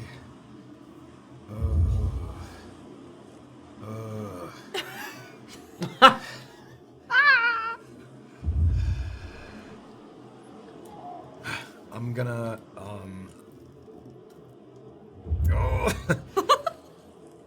kind of quickly make my way, still keep going and go up to that and see if I can find an easier path to that top. Okay, give me that an top athletics room. 11. 11. You get once again kind of up to that part where it gets a little steeper and moves further up without maybe a like rope ladder or some climbing equipment. It doesn't look easily accessible. You can't see from here how even the Goliaths kind of got up there. It starts to get steeper and icier the further you go up, and it doesn't look easily accessible. All right. I'm gonna make my way back to where that door I came out of. With the if- sled pushed against it. Am I closer now to the door that we went in? Probably about the same, honestly. Oh, all right. Then I'll go back to the one we first went in. Okay, so leaving the sled up against the other door. Right. Just against the other door. Yeah. You make your way across those little beams, once again, kind of looking down, and then you slide. You're not like truly sliding, but carefully moving along that ledge that takes you back. And sort of a little deja vu kicks in as you're walking down the tunnel there, and you take a right, and you see the set of double doors that you first kicked open and started the battle right here in that very spot. And you find Erland sitting on the floor in the chamber. Erland, hold your breath and put your hand to the ground. Is this some god riddle? Do it. Give me a perception check. Oh. 14. For a moment, you wait, you feel nothing. And then some kind of vibration in the ground. I think the frost giant giant. is approaching from the east. I think I've seen it. How far away? How much time do we have? It doesn't. We need another 3 hours for Safira to rest. 3 hours. It could be here in 3 hours. It could easily cover that distance in 3 hours. Will it do any? Are we safest in here, or do we need to move before resting? You've seen what it does to the surrounding area. Yes, but we're not in the surrounding area. We're inside. I don't know anything about frost giants. Are we safe inside? I don't think so. The path that we took up, it's like a winding path. Thin around. sort of trail around. Yep. Could the frost giant walk up that? Do I think? From what I saw. It's too big. No, What your worry is, as you guys saw when you were first approaching this hill, Yeah. like the force of the vibrations caused like little mini avalanches. Oh my like God. pieces of the hill The fell. building would Pillars are collapse. fucked. If it comes in this direction, this whole peak could be in danger. Shit. I say we set out northeast quietly and We quickly. need to move quickly. And Erland's gonna get up and rush into the room. Okay. And I'm going to like gently wake Safira up. Oh yeah, I'm gonna follow you. Get Orba, I'll get Safira. Oh, she's on. Yeah, okay. Yeah, it's time. Quiet, Orba. Orba. Orba. No. Listen. The frost giant is approaching from the east. I think we need to leave and leave quickly. Hang on, what? Yes, I feel. I can feel the vibrations in here. Okay. The building. It's okay. It has been an hour. If you guys want to short rest or use anything from a short rest, I you have may. nothing to I hit still have No, two I hit don't. dice. Not even a one. Nope. I have two, so I'm gonna roll my 2 hit That's not dice. true. You do have one any at a time. You leveled up. You level You up have an your unspent. dice. hit. Oh, Oh, does because- that mean oh, I my own have character another sheet. one Do I have Hit an dice, extra yes. You just didn't get the hit points because you were unconscious, but you Okay. have a Do one at new a hit time. dice. So that means I get one more hit dice, so I have 3 if I had to. Yes. Okay, great. Oh wait, because I saw my level 5 sheet here. It says total hit dice 5d8. Do I have 6 total, like as my max? Yes. As your Okay, max. so I gained 1, Yep. and then when you level up Plus your and you're like constitution. awake for it and have Each roll HP, plus my do you constitution. get that? Yeah, HP? so we rolled for HP before Right. the show. What did you roll for that in regular form? 9. So you have I have 9 additional more hit points, HP. yeah. Okay, and then I'm going to. And then you have an additional hit die as well. Jesus, fuck! Oh, it's an 8, motherfucker! Plus Constitution. Yeah. All right, babies. Orba. Yeah, she's Frosty! Frosty the Giant. Get out of here. I'm at 23 HP, and I have no hit dice. Hey, that's a respectable. 23 age, I mean, 4 fucking age. one bad sled session. Okay. Okay. Go northeast. Look, we have to be strategic about this. We have to be quiet. If it sees us, it can target us. We can't take that right now, so we need to I get out. think we are small enough that if we go maybe around a peak to the north and stay out of its line You of saw it, sight, Graven, so we have to chart a path away from it. Away you'll from its see sight. it too when you get out there. Fuck. Erland's gonna take a deep breath, put his hands together, and use wholeness of body and heal 18 wounds. Very nice. Oh! I knew Erland's been practicing. Awesome. And on the I would exit, also say, on that note that you mentioned a second ago, a giant, unless you antagonized it in some way, might not even it might not even be able to see you. Like, it won't even concern itself with you. The risk is simply that it walking through might, it could crush you without a thought, but it might not concern itself with you if you don't, give it any reason to. We might be as insignificant to him as an animal running through. Okay, we have to move. we move quickly to the north, yes? well, Towards the sapphire shrubs. Northeast, yes. Yes. Okay. Okay, let's go. Northeast, she said? I thought she said north. I have my notes. I'll go look at North my would be a notes. different coast, but I have it. No. It's northeast. It's above the blue plants in the northeast. Yeah. By F. Yeah. Oh, it was once we get to Atlas. Yes. Okay, lead the way. Let's go. Okay. Last minute things here in the chamber before you guys head back outside. I'm gonna go over to where's Arval? He's up against the pillar there. He's Remember he still- got picked up. Yeah. Is there does he still have clothes that I could rip Yeah, he's wearing some ratty sort of clothes. Yeah. I'll rip Piece of fur, like piece off and reaching up to him, and I'm just gonna just kind of swaddle his head, his broken yes. His eye sockets are broken. his skull and the eye sockets, and just wrap it up and reach up and hold my hands on his head and rest. I'm sorry. Which exit, Graven? One more of those vibrations and We have Which to leave. exit? We have to leave now. The one we did not come in. I'm starting to head for it with Head up Orba. there. I've got my arm kind of around Orba, and I'm with her. Great. So Orba, Safira kind of with Orba leading the way, and Erland and Graven kind of right up behind. You guys move up that staircase. Turn right.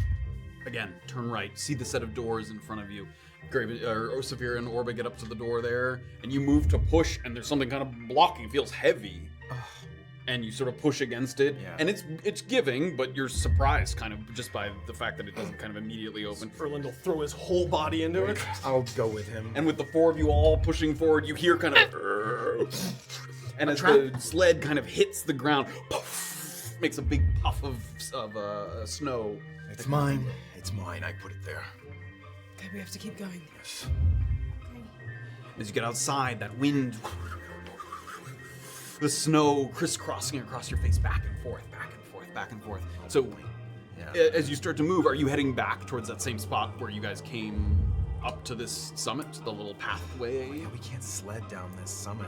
It's like sheer. It's sheer. pretty sheer. Yeah, we have to. I went to one of the other doors. I found over 200 gold as well as this armor. There is one more door that we could check very quickly, or we go down. Check in the hopes of it being a way down? or- Supplies, no, something. No, we have to. Is that? Do I see the door? It's like right there, right? It's not But, right. like I mean, it's like distance-wise pretty close, but it's pretty steep up, right? yeah, it's not super far away. Erland's gonna give it No. one go. I'll We don't waste time. try to Erland, boost In him. athletics, He's fast. He can catch up with It's us. not that fast. Very. Athletics. Yes. 11. 11, unable to do. Even with Graven pushing you, you're not able to even find a handhold on anything. You just slide down each time. Guys, Nothing. this is a waste of time. Please, let's get down the mountain. Let's move. Okay, let's go, let's go. You guys move. You move down that little trail that Graven followed to get to that set of doors that was a little further down. You're moving past some of the creatures encased in the Otis Roll that are very quickly getting covered up with frost. You move through the trees there and back to where it kind of, there's a little ledge off, there's a little drop off, and then it starts to spiral down, that little path that leads down the mountain. You get to just where the path starts to, again, sort of spiral and turn down the mountain. And you hear some other sounds that are even more immediately concerning to you. Something very sharp, like snapping twigs. You recall back to when you first saw this peak from a distance, the steep sheets of rock and ice with piles of snow at the base, evidence that as something passed through, the vibrations weakened the structure of the hill itself, causing cracks and avalanches. And these similar vibrations are no different. And an already compromised landscape is groaning as it struggles to keep from breaking apart. You hear the ice cracking and starting to just loosen a little bit as you're moving down the path. And this is hardly the tallest summit within the eastern sky bowl, but it's still a long way down, and the precipitous slopes make you just worry about if you came to a fall, even where you would come down to a fall to. So you hear that cracking, and you're just at the edge. You're out the path. Where are you guys going? Heading down? This isn't something we could sled down the path, is it? You probably could. The problem is it's basically a continuous curve, so if you got too much speed, could just you fly might off the mountain. go flying We off have to just there. keep sprinting. So possible, but you'd have to find some way to kind of anchor yourself to the wall in some way. Being the fastest, Erland's just gonna start to We have to sprint. run. We have to Okay. run. We have to Here we run. go. Okay, run. Okay, you guys start to move. So what's the Erland was ahead? What's the order behind I'll that? be behind him, I'm assuming, with the Orba behind me. 'cause Okay, I was driving Graven the taking roll. up the rear. All right. So you guys are moving down the path here. And in haste, you start down the path. You begin the long, arduous spiral down the hillside here. Every hurried step kicks up a puff of snow that, with the four of you clamoring to descend, from a distance it would almost look like a little cloud sort of moving down the hill. You're thankful that your heavy coats are on given the temperature, but breathing in the air while you're running feels like needles in your nose and the back of your throat. Just another bit of sensory overload to add to the cracking and the rumbling, the fatigue and the muscle aches, the barely closed wounds held together with bandages and prayer. You start to get further down the trail, and maybe 200 feet in front of you, a chunk of the mountain fissures and starts to break off, cascading off to the left, and it leaves only a thin strip of kind of pathway left. And you kind of, Erland sees that sort of breaking off as he's getting up to it. So there is still a strip left, but it's very thin as you get up to it. So immediately everyone's sort of down. So we're trying to get in between the thing. Okay. Give me if everyone's following him right away, everybody give me either athletics or acrobatics. We can't slow down. Oh my 14. god. 16. Well, that's bad. 12. 5, and also Orba's gonna cast Blade Ward on herself. Okay, great. So as, oh yes, that is a new Okay, thing for us. just until the end of your next turn, you have resistance against bludgeoning, piercing, and slashing damage. Oh, dealt by weapon attacks. Never mind. But I guess like a falling tree could be a weapon. That's not a weapon. Okay, never mind. She doesn't. She thinks that, and then she's like, no way. I don't know these spells. Okay. That's okay. So as you start to get further along this little path, Erland slips through very easily, and he sort of motions to the next person. Safira is next up, and as Orba's moving across, she slips just a little bit, and Safira and Graven both grab her and like pull her back up onto the ledge there. Okay, careful. And then Careful. you sort of move her. Careful, please. You. We're not dying now. We are not gonna die now. Keep moving. Go. I am not dying on this fucking mountain. And as you're holding Safira and Erland's kind of waiting for you, something shifts off to the east and you all look out and you see just a shadow figure. You can't make out the sort of details of it. It's literally just sort of a blur behind a blanket of snow, moving slowly back and forth between the two peaks. So you guys move even further. Another revolution, and finally the gate and the watchtower come into view. The support beams that the Goliaths hastily erected, doing everything they can to sort of keep the structure from giving in and sinking down. The watchtower is not looking quite as vertical as it once was. It's almost like tilted off to the left. And you curse to yourselves as you see that the gate is still down and blocking your path as you guys left it. So Erland's run to running that. ahead. Yeah. You see that? So there's the lever that was kind of over by the watchtower. The gate's down. What do you guys do? I'll be Graven, get the gate! to the gate and try to. Give me an athletics check. If the gate isn't like all the way up or all the way down, does it descend, or can it, like, if you're mechanically moving it, can it hang like halfway? It can hang halfway. Okay. Yeah. 15. 15. I'm kind of behind. Orba, run! Erland, go! Move through. Yeah. Running and doing a little slide under the door. Slides underneath, and finally the gate gets like up, 3/4 of the way. Yeah. The other people have slipped through. Is it? If I let go, does it move? What are you doing? I'm gonna with her. Can I'm they holding reach it. it? Graven, let go! To brace it. Yep. I'll let go. and Everybody, give me athletics check. Fuck! 3? Okay. 16. 16. 6. Kind of buckles under the weight, and Safira gives it everything she has. Both Erland and Orba, as the little prongs of the gate slip in your hand and cut down the side. Weapon? Not a weapon. Damn. My d4s are all making. Oh, Graven, Oh, good thing I did. You guys take 3 piercing damage as it scrapes down your arm, and Safira's holding it as best she can, and finally Graven gets over there, and the gate crashes behind, and with the force of the gate that hits the ground, keep moving. Everybody's running down the path as fast as they can. You hear more of that ice cracking as you continue to move down. Another revolution, the next obstacle comes into view that you think you might be. You're kind of at this point on the west-facing portion of the hill, like looking out west, because again, you're going around in circles.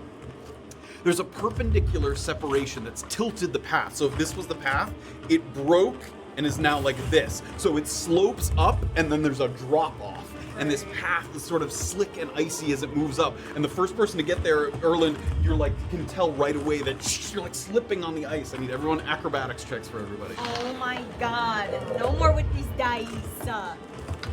Oh my god. 8. 9. 19. 11. 11. Orba leading the charge, sort of invigorated a little bit with her Reaper energy. She scoots up, and then you think for a moment, and you weren't the first one to reach, and you look back, and people have. You're sliding kind of down this icy path. I have an ice axe. Okay. An ice hand axe in my Great. bag. As Graven starts to slide, he pulls that out, sticks it in, And try to reach back with one hand to he somebody. reaches back, grabs Safira, and then Safira reaches back, grabs Erland, and you make like a little chain there. And Orba, you're at the top, and your hand is like on the edge where that precipice was, and then there's a drop after that. So you can see Graven. Like pendulum swing, run back and forth and pendulum up to that edge. Oh yeah, Erland is gonna. Yeah. Give me athletics, acrobatics. Anything you want to do while he's trying to do that. I'm gonna take one of my crampons out and just have it in my hand so I can like fist climb kind of with them. Yeah. 17? Dirty 20. 21. Oh, yeah!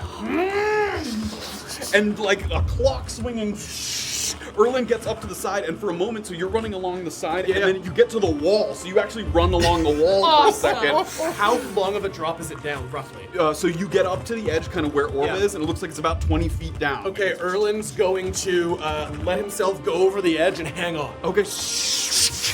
Climb down me so it's not a long drop. Hold on.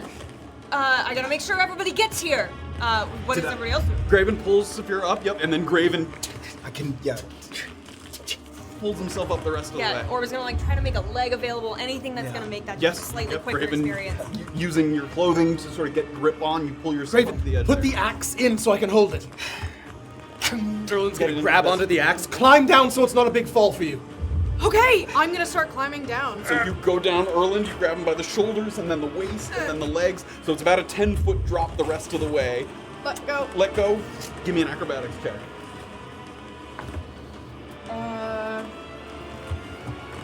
18. 18, nimbly landing on your feet.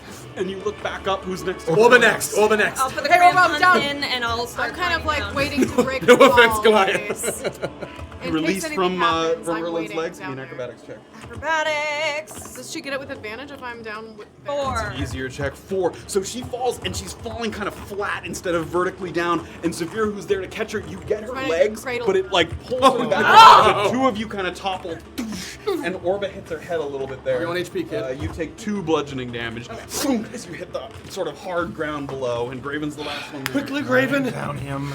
Got you. And as Graven starts to climb down, you can feel the axe kind of. Give me an acrobatics check. Natural 20. Graven puts like a loop and then lets himself like fireman slide down Erland. And you just let your weight do the work and you hit the ground like solidly there at the Then base. Erland's gonna take one hand so he's holding onto the edge, unhook the axe, and drop. And with slow fall as well, Erland easily able to drop down back. without a problem. Axe back to Graven. Keep moving, keep moving. Continue to run around this path. One more trip all the way around the mountain. And even with the storm, you're starting to see the base of the sky bowl down below. Tops of trees sticking out through the freezing mist that give you the hope that you're gonna make it down before the intensity of the vibrations brings the whole damn thing down. You might have gotten slightly turned around at this point, but looking at the topography, you think that the view off the cliffside is looking north at this point. So you've curled further around, and now, like, if you look off the cliff, you think you're facing north. It's like a very tantalizing, almost taunting you look into where you're trying to get to, but you're not quite there yet. Finally, one more deafening crack, and your eyes widen as you watch the path before you just start to disintegrate like water crashing over a sandcastle where the waves leave nothing behind. A quick evaluation tells you have 2 options. You can try and leap across this part that crumbled. There's like path and then crumbled and then more path. So you can try and make the jump. Or as you look at the snow kind of settling, it's not fast moving and it's making like a long slope. Your thought occurs to you as your bags are jostling behind you. Quickly, board down the middle of that. Boards out. Strap in. I hate these things. Never Get all using your this boards again. and you like scoop yourself up to the edge and you watch it. It's the first time you've been moving and you're looking down at like in motion kind of snowdrift thing. It's like surfing. I'm gonna go first. I'm just gonna jump on. Follow me. So here's the first one down. Who's next? Go, go, go. Erland, all right. Okay, Erland. Go, Oh, go. fucking go! Okay, I need everybody to give me acrobatics checks. No! Or athletics, whichever. Ooh, hooray! 17.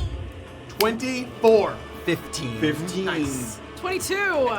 Sort of harkening back to the last time you guys were moving down the hillside, and I think that one was a disaster. It was. Yes. You steady yourselves, you focus on the terrain ahead of you, you never look down at the board, you look where you're trying to go, and you watch as Safira carves to one side, to the other side, and right behind her, Erland, and then Orba, and Graven, and like a perfect kind of S formation, you weave Yes, back we and do. forth, and a couple times because of the way it's sort of disintegrating and crumbling, it becomes kind of deep for a moment there. Safira, who's in the front, it gets up like almost to your knees. Oh, Like, I that's how hate deep that. you are in the snow. She starts to move a little bit slower, and everyone gets into this thick portion of the snow. And for a while, you're not sure if you're going to kind of get deeper, like it's rising and no, rising. no, And then no, finally, no. you feel something more solid, and poof, you burst out of the bottom.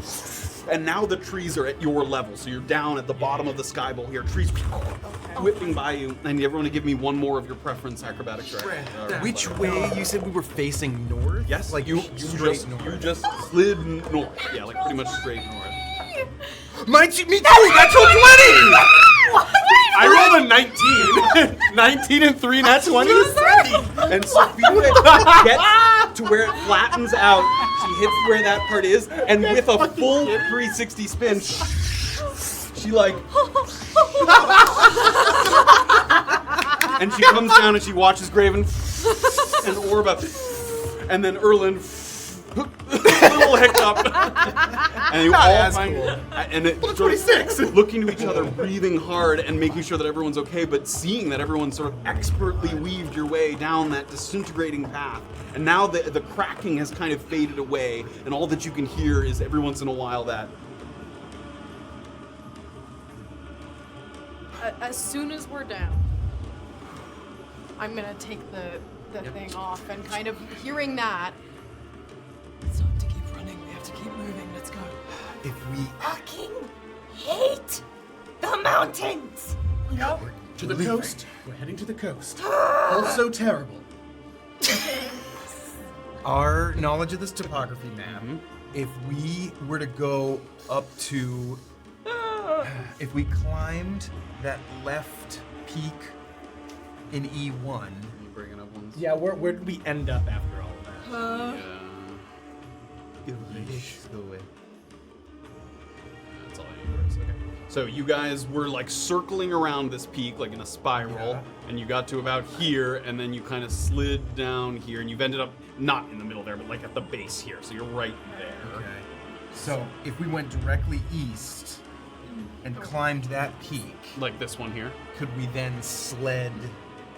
Because the next most This eastern peak, one is as you even look higher. over to your right, that one, these ones are pretty, those are not high peaks, because these are like the X peaks. That's like more like just a little hill that goes up and down. Even the next one after that eastern. A little bigger. Any of the ones that don't have a cross on them are not terribly tall. They're, it's more like little sort of, it's not tiny, but it's not like a true mountain.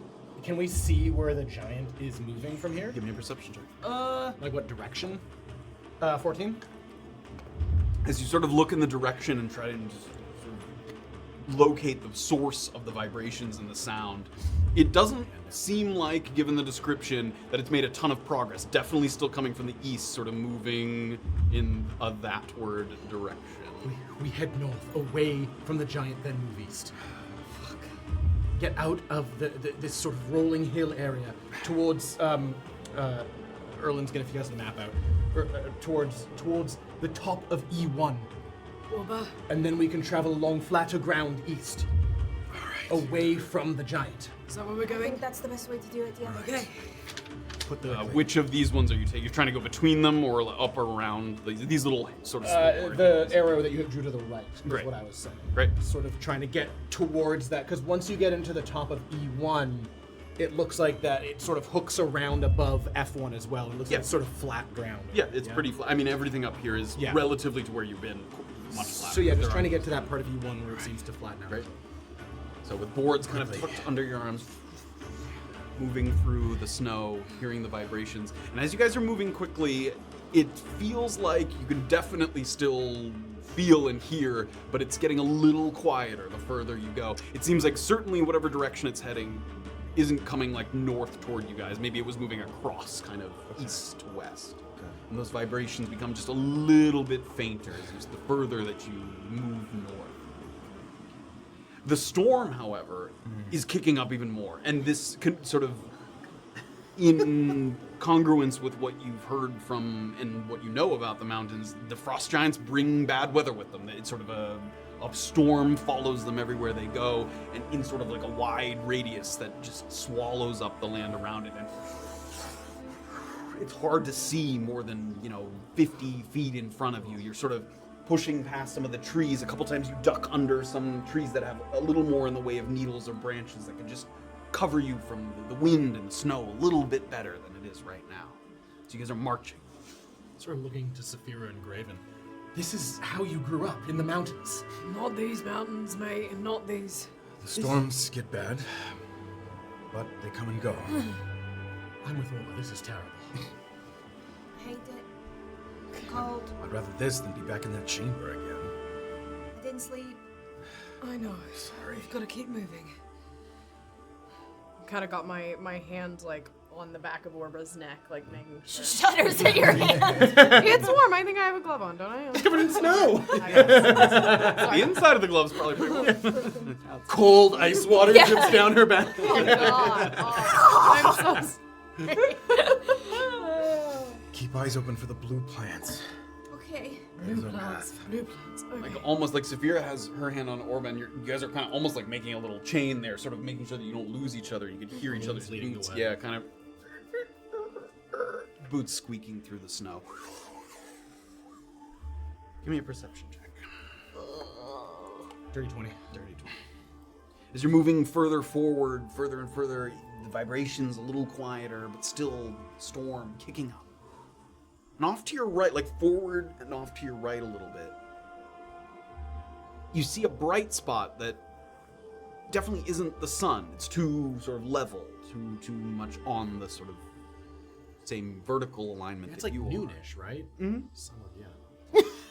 The sun is. Sun would be above. The sun is in the sun. Someone looks at the spot and then looks directly at the sun. Survival plus. Don't even need to roll a nature check. The sun's above me. Still there in the sky.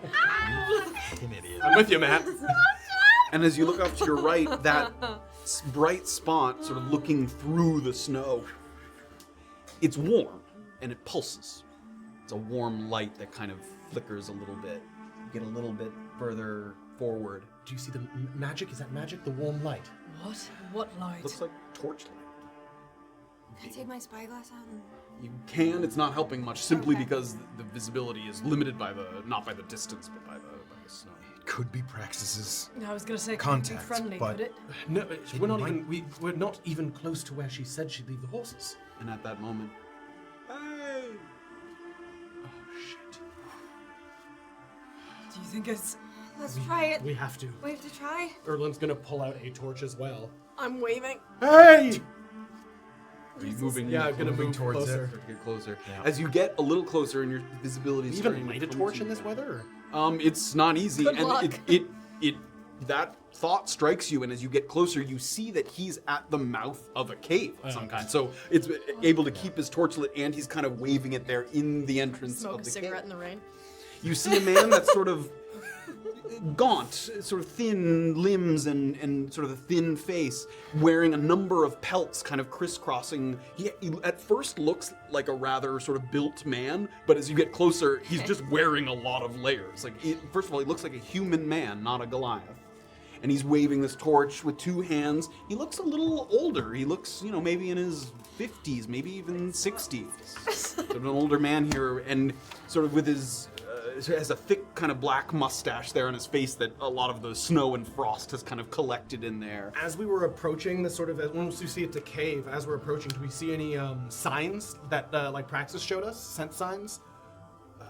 He showed us Yes, you do not see those. Yeah, that people would mark the that caves, so they would yeah. say like, oh, this is a safe cave. We've put basilisk gearing around. You do not see that, no. And as you get a little bit closer and you can start to make out your features a little bit, now he holds the torch in one hand. Go, go, go, go, go, Okay. go, go. Yeah. Takes a step back, and he motions to kind of inside. It looks like at the mouth of this cave, he's rigged up kind of a tarp that he can then tie down to the ground to keep the wind from pushing all the way in. It's not perfect, air is leaking in here. It's not warm by any stretch, but it keeps the force of the wind from and he sort of motions inside. Go on inside. And after you guys move in, he Thank you, friend. Thank you. What are you doing out there in the storm? Caught Frost Giant storm. See, his kind I'd expect to be out there in this kind of weather. The rest of you seem more like warm weather folk. Bounty hunters. Didn't inquire as to your occupation. No, we did. We just didn't think it would be this bad. Do you live out here? No. I've actually been following the Frost Giant. Why would you do that? I come from a religious background. I fancy myself a scholar of sorts, and The Goliaths of the mountains have a kind of mysticism attached to these giants. It interested me enough to have a look for myself. You book writers risk your lives for books. Not an author, young man. Just looking for a little purpose in this world. And you found it in a frost giant. Maybe. No chance there's a fire or anything we could. You're welcome to kick one up if you want. I wasn't planning on staying here too long. Saw a couple of figures coming through the snow. Thought maybe you'd like to share this spot a while. Right, well, I'm right grateful to you for this. How long have you been here in the Sky Bowl? Probably 3 weeks at this point. And where do you camp? Where do you stay out of the storm? Wherever I can. These caves suit me just fine. I find that the Goliaths will excuse my stereotypical assertions, but they can be aggressive. They tend to leave an older man alone. What's your name, friend? Mr. Corbett. Mr. Chandler Corbett. They used to call me Curate Corbett before I left my house of worship down south. Where down south? I doubt you've heard of it. Try us. Little town called Hodnock. Have you heard of it? You have not. Is that near Urinshupa? It's a little further east of Urinshupa, but still along the coast, thereabouts. Okay, wait, as a player, that actually does sound familiar. Does Yep. Orba recognize Yeah. that? No. Oh. Never mind. Oh. Yeah. Is that one of the towns you eliminated? Okay, it's just. I used to be a faith leader there for a while. It was fulfilling to a point, but I always felt like something was missing, that I wasn't seeing the bigger picture. People that pray in Hodnock, it's small scale. There's nothing wrong with that. Praying for health, praying for crops to grow.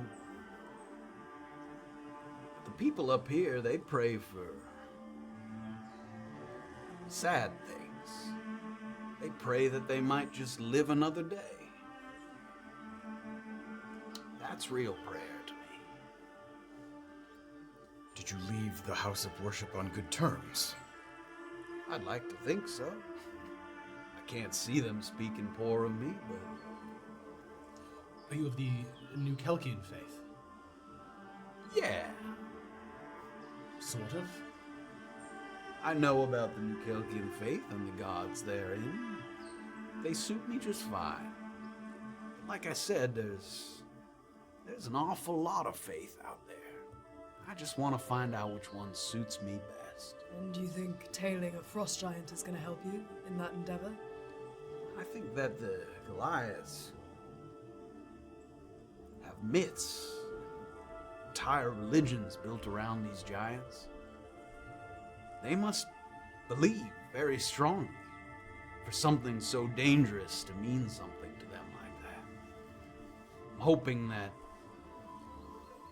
I might be struck by inspiration, I suppose. Right. I've traveled to other places too. It's not the only religion that I've sought out. And nothing else tickled your fancy? I stopped in Navikapura on my way north. Right. Visited a man named Donovan Ainsley. Sure. Okay. I couldn't tell if his faith inspired me or if I just liked having a conversation with another old man. What kind of inspiration exactly are you looking for? An answer as to the meaning of life, or just reassurance that you're still alive? I don't understand why. Are you a religious woman? No, not really. I mean, I grew up with religion, I suppose, but I don't put much stock in it, I suppose. I'm not sure that I'd be able to explain it to you then. Right, of course. I'm kind of turning around a little bit, roll my eyes, trying to warm myself up. I found myself a bit aimless in the recent past, and I know the feeling. it was Curate Teague who helped me. Did he? Curate Teague. Was he there still when you left? Oh, yes. Does it seem like he has positive or negative memories about Teague? Give me an insight check. I haven't done one in so long, baby. Natural 20. What See? the fuck? Definitely positive. Oh. Yes.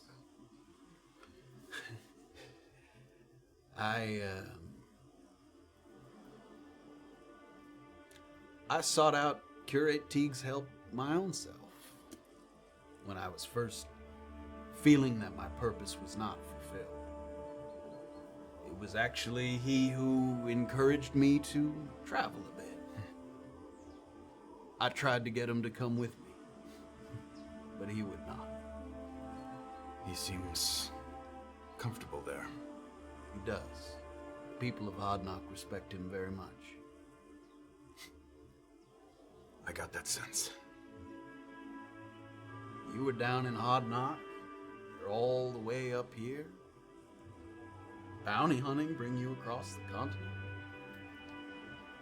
Oh, it does lend itself to traveling as far as, a business. You do have to sort of go where the contracts are, right? I suppose. This was a, rather hefty contract, so. You say so. He taught me to clear my mind in a way, to focus on what was innate, what was already there. I'm trying to imagine what you're doing out here. Is danger, is life-threatening situations something that you think will help you find a thread? Give me a persuasion check. No. Persuasion. Yeah. 11. Sort of opens his mouth to say something. I'm not sure what I'm looking for. Have you ever considered that people tend to pass stories down about the things that scare them the most? Like frost giants. Absolutely. And that's worth traveling around the continent for? Stories? Scary stories? People trying to make sense of scary things? People trying to make sense of things is why anybody does anything. Just trying to make sense of things a little differently than you. Sure. You pray often then? I do. You get answers? In my own way. What do people say? What does that mean? I think it means that when you feel inspired or feel that something has touched you in a religious manner, it's difficult to explain because you're not sure if everyone's feeling that or if it's just you.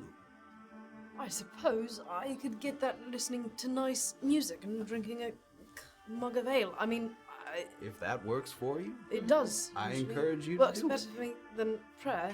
The times that I've prayed, times when I've been close to dying, people I love have been close to dying, the gods have mysteriously been absent. Have you not had that same experience, man of your age? I suppose my question would be, do you find yourself only praying when your friends are dying? Sake. What am I supposed to do? Hi, gods. Good morning. How's your morning going? Mine's fine. I had a nice bit of coffee, and what is the relationship supposed to look like? The mortal makes the divine. I don't... Look, I find just enough meaning in this conversation between the five of us as I do with a conversation with someone who doesn't like to respond. Kind of looking up angrily at the sky. Do you ever find yourself praying to gods outside of the Nukelkian circle? Sure. More. I'd like to think I tried a little bit of everything. What about the meddling gods? The meddling gods are interesting, but I find that both in my experience and from what I've been told, they're unlikely to respond to someone who rooted their faith elsewhere for the most part of their lives. Do you know the story of Demaset?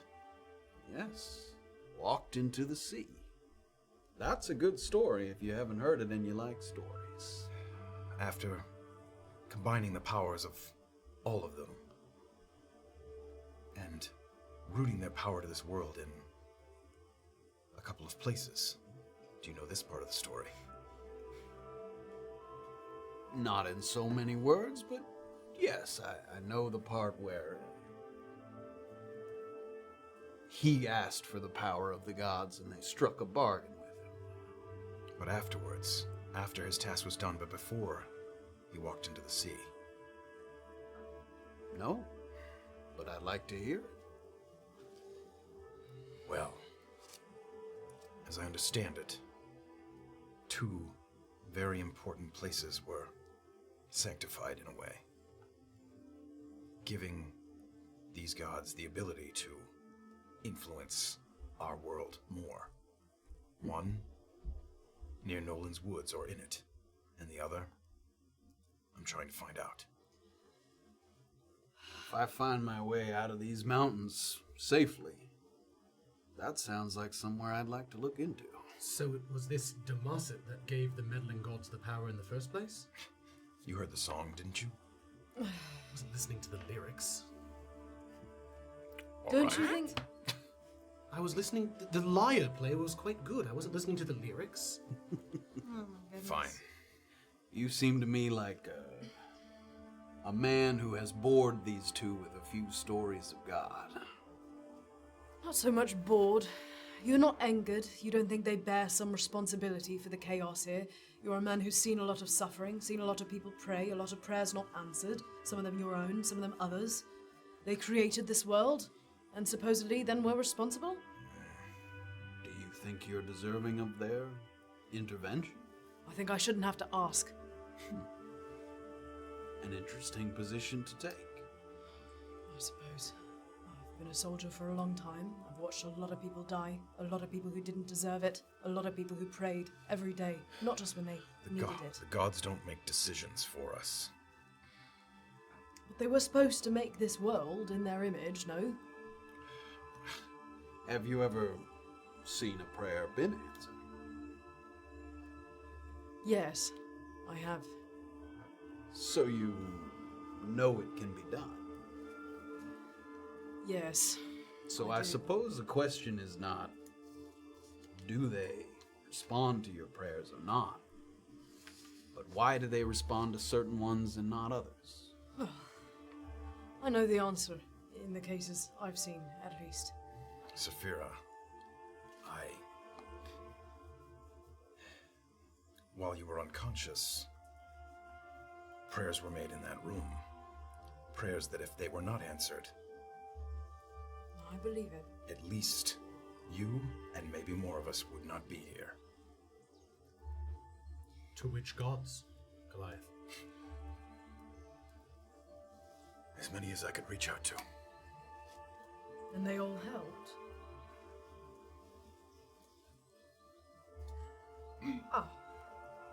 Right.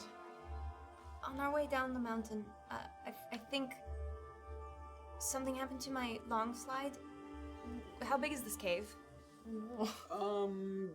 It's like almost like a bear cave. It's not tiny, but Could, we get out of, have a private conversation while they had a private conversation? if both parties talked very quietly, like it's not that much distance. You mind if we just sneak over to If people were whispering here and they were on the other side, sure. I mean, don't know, probably about as big as this area. Ah, So if someone was that's there. It's a New York apartment? Fuck. The the sound of the wind. The cave also offers costs some- $3,500 a month. That doesn't include utilities. That's why it hasn't left this place. It's kidding me? I almost own this place outright. Oh, never mind. I take it fucking back if I can't get them out of your shot of stuff. Who's them? You're never gonna find out. Yeah, are you? yeah, yeah, Do you wanna whisper to me in a pearl? And your prayers, they were answered. One. For free? It's usually not for free. Yeah, it usually isn't. I found myself in a more interesting company than I expected in these hills. Yeah, well, us too. Sorry, it's not you I have a problem with. It's been a bad day. That's all right. I was a curate that wasn't an uncommon sentiment. I'm sure. It must be frustrating. How'd it make you feel? What? How'd it make you feel Sorry. when your prayer was answered? Well, in that moment, I would say relief. Now? I don't know. Found that deeply religious people that others would look at them and say, look at them, purity of faith. I wish I had that. I wish I believed as purely. I wish I had never doubt in my mind. Turns out that those people are actually the people who struggle with it the most, with the faith. They wrestle with it every day. Sometimes that deepens their faith. Sometimes it does the opposite. I left Hard Knock in the house of worship there, looking for something, and I think the only thing I've learned is that if you're not gonna devote yourself fully, or if you can't, which is hard, you have to channel that somewhere else. Channel that energy, that faith, into something else. Or if you don't, all that energy just gives you doubts, gives you pause, you eat away at yourself. Channel that energy into a purpose, maybe. Or maybe just into the physical. Some people, they train themselves religiously. Say that. I train myself religiously. They funnel all that energy that would go towards worshiping the gods into the body. Some of them find a cause that they believe in, a justice, impoverished, if you're in the cities, or people who are lost, looking for a home. If you had to channel your energies, where would you do it? Purpose? Body? The world around us? What speaks to you? I have found purpose in protecting those around me. And if you needed to protect those around you, would you trust your physical form, which is formidable? Or would you look for something of the arcane, or something righteous? Righteousness can be in the eye of the beholder, but yes, I think I have a sense of what is truly righteous now. Yeah.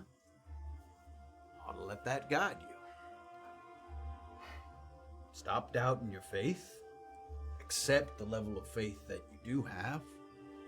And whatever faith you don't, put that into purpose. Let something guide you. I don't think any god's gonna hold that against you. I knew another driven person from Hodnock.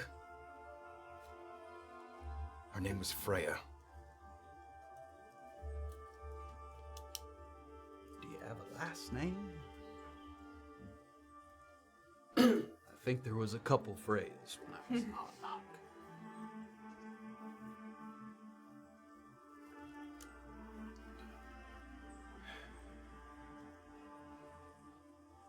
Like I said, you're welcome to occupy the cave long as you need.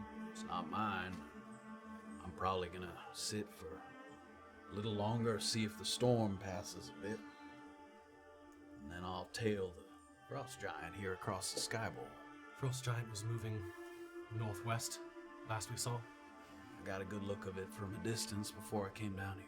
Thank you. Be careful, I'm sure you know this, but the area around the frost giant tends to collapse. And the Jotus Froll. Yes, that too. We have plenty of rations if you're running low. Got some. Thank you. You sure there's nothing we can do? You pulled us out of a pretty nasty storm. I'm all right. Well, We should sleep. right here, grateful. Cheers. Should we perhaps? If we can sleep here, that would be... Do you think it's all right? I don't know. Orba, it's up to you. If we don't think that the giant is headed in this direction, We'd have to be pretty secure in that. It's your choice. how long will you stay here? I'll probably be gone by the time you wake up. Or if we, at least wait it out here and then sleep at the more regular schedule. We did kind of an odd I'm evening. hardly worried about the schedule, but yeah. Well, he also should Right. get the full rest, so we should I can't do consider that until later tonight. Exactly. So Nice. perhaps just temporarily sit here, wait out the storm. I suppose. Does it take a full vial of fucking what is it? Basilisk urine? Basilisk urine? I was gonna say banshee piss.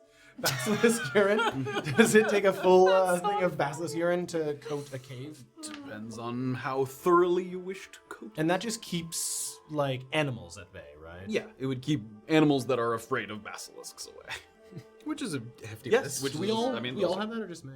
No, No, it was just one that jar one that he jar. gave. Yeah. And I'm trying to remember. Did we get a sense that there's gonna be are we spending another night? We're not definitely not spending another night in the sky hole, but we are gonna be spending another night What? in the The sky hole. Welcome to my sky hole. Whole sky hole. Sorry, in the what's it? The sky Sky bowl. bowl. Sky bowl. I thought it was the sky If you Sky bowl. bowl. If we're not spending another night in the sky bowl. With Graven and Orban. Listen, we've been Gorban. finding a gold light walker for all of Long 2023. day. We're not going to spend another night in the Sky Bowl, but we will likely be spending more nights in caves en route to. Maybe one or two more rests in the Rapra Mountains before you Right, reach. okay, Yeah, then I will before you hold off reach on that. Golasheka, the trading. Yeah.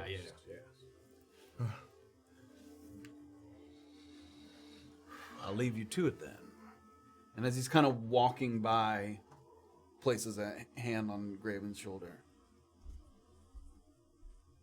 Your purpose or the physical. Pick one. Takes his hand.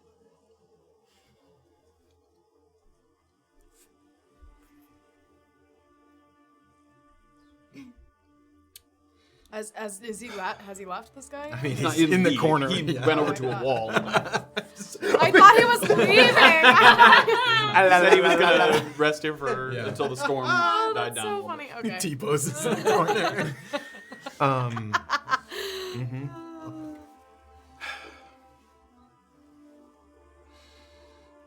Graven finds another opposite corner and just kind of and sits down as well.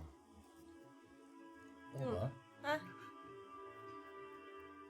did the Goliath pray to who I think he prayed to save our lives? When he did that, could I hear it, or was that in your brain-o? That wasn't in my brain. I mean, it Because it was quiet in the it was pretty desperate. I think you heard it. If he said it out loud almost at all, Yeah. then you heard it, yes. And I can hear you right now. I know. Anyway, yeah. You're just not near me to listen. Graven made a pretty hefty sacrifice, guys. Ah, shit. So, I don't know, maybe just be nice to him for a little bit. What does that mean for us? Does that mean we're beholden to... No. It means everything for him, though. So just... Don't get too quiet there. Sorry. Give him some time. He's the reason we're all here. Still. Him and you, don't forget. No. Graven. You're determined not to take any of the credit, but if you're gonna lead this party, then you need to. I understand that, but I'm also aware of the turning points of the evening we just Oh, experienced. I know. There were many. Morning. Oh, yeah. There were many. And I'm not saying you didn't make a great sacrifice, but you were the last one standing. And that does count for something.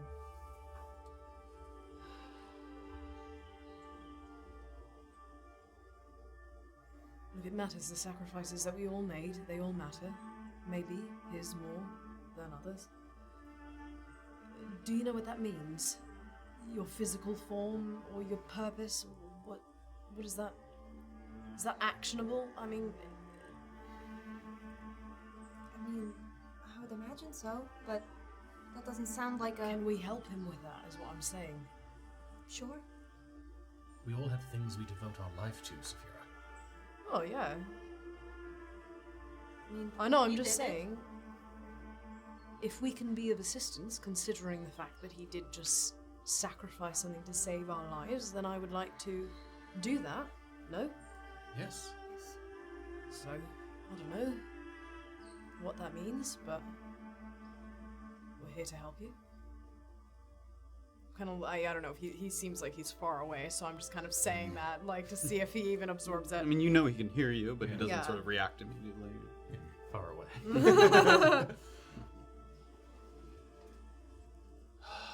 Shit.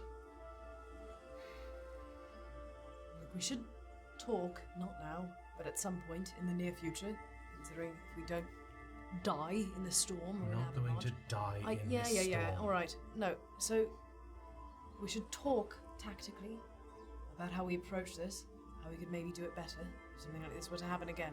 Obviously, there were things we couldn't prepare for, but we should have a chat about how the fuck this went so fucking wrong.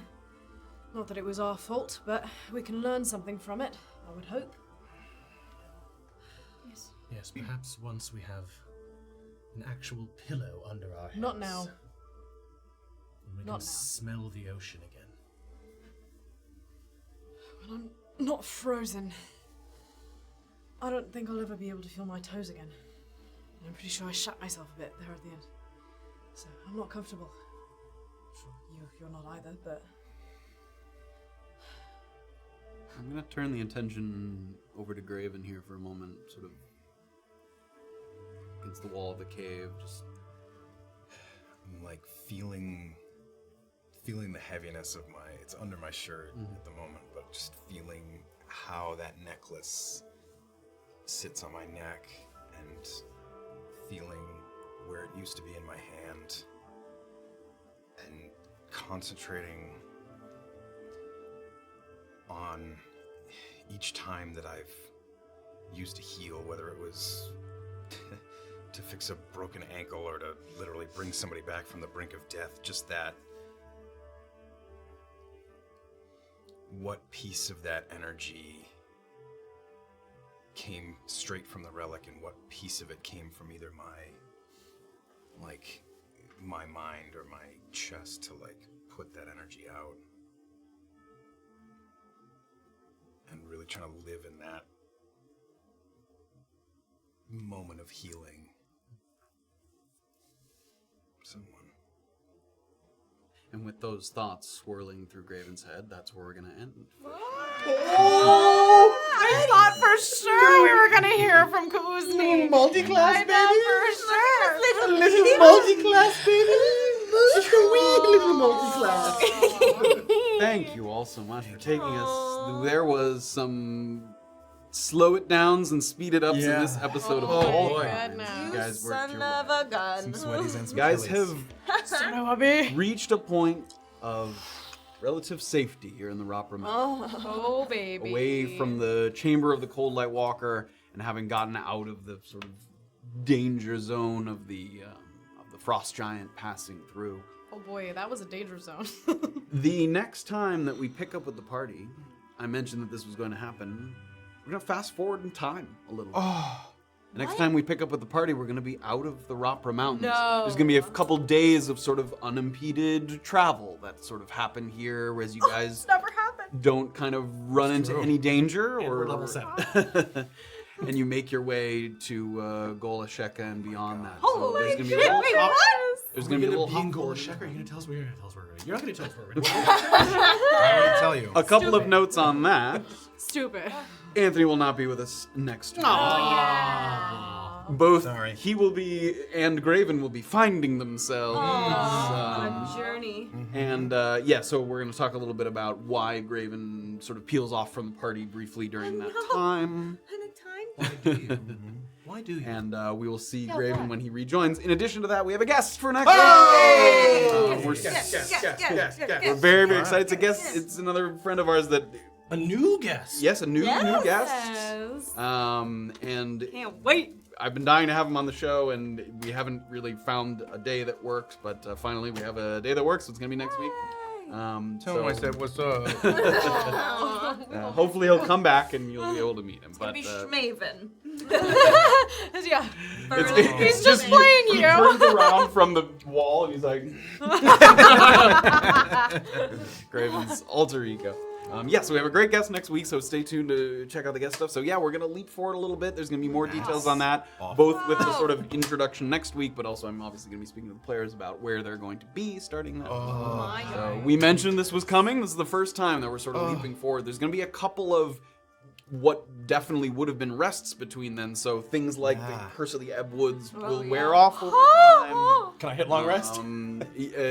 Yes, I mean you're going to, but we'll get to the more details. Oh my god, a jump in time. I hate it. Yeah, that's scary. Not a long one, but a little bit. Man, I really wanted to just message Cliff to be like, What the fuck? what the heck? Hey, dude, my guy. What was the fuck that? just happened? What's that I about? don't think you have a spell slot to do so. I don't have it. He does. Oh yes, I do have a spell slot. He doesn't have a spell. he doesn't have a spell. I really want that Flip, sending what's to be up? my Hey. guy. What the fuck was that? And he's like, oops. Use all of setting just to be like, no, you hang up. No, you hang up. Thank you guys so much Hey, for joining us. thank We hope you you. enjoyed this roller coaster episode. Oh. Little downtime at the beginning, then a little Marcus throwing a wrench into things. Can't believe you didn't let us long rest in there. Oh my god. He was like, "You guys are getting the fuck out of this." I mean, it was a little crazy to stay in that room. we were sad. We had no fucking You're at, like, the HP. We couldn't brink run of from death. it. And the last time That we tried to long three- rest, Matt was like, oh, it's too cold. The room was falling apart there. I don't care. Kevin Tree gave out a community sub. Jack Roy Power gave out 10 community subs. Ali Slater did 100 bits. Jack Roy Power did 200 bits. Hopeful Optimus gave out a community sub. Ali Slater did 100 bits. Gia Power 100 bits. Jack Roy Power 200 bits. Ali Slater 100 bits. Oh. Bingo. Seriously, thank you. Wow. We'll be back same week, same time, with a guest, with a fresh face. And then the following week, Graven will return and we'll learn a little bit about what Graven's up to. You know what I almost did? Is I almost like chokeholded that guy up against the wall at one point. Why? It was when he was fucking faffing at one point. Before I kind of caught on what was going on, I was gonna be like, before you fucking send you fucking bitch. Dude, last time you fucking grabbed someone, it was like chapter 1, and it was Winston Muldoon, and he was a thorn in her ass. That was not the last time Graven. Yeah, that Randomly grabbed someone? No, it's I don't know. I mean, I've He held grabbed Fuck and let Bizarra kill that guy with the crossbow in Navikapur. Oh yeah, no, you straight my up God, did a that's murder. I right, forgot you did about do a that. murder. All right. I didn't do it this time. You you did guys. kill I a held murder. back. Yes. But I really thought about it. I can't believe that. Thank you guys for coming on this ride with us. We'll see you Yes. next week at the same time. Hang out in the Discord. Yes. Check stuff out. If anyone came in late, the new homebrew, Curios of the Continent, tons of items from the campaign. So many items from all the campaigns. So check it out. Check it out. And we will see you guys then. Oh, Have a yeah, wonderful that's week, everybody. Have a great night. Love you guys. Yes. 1 It was point. fine. It was fine.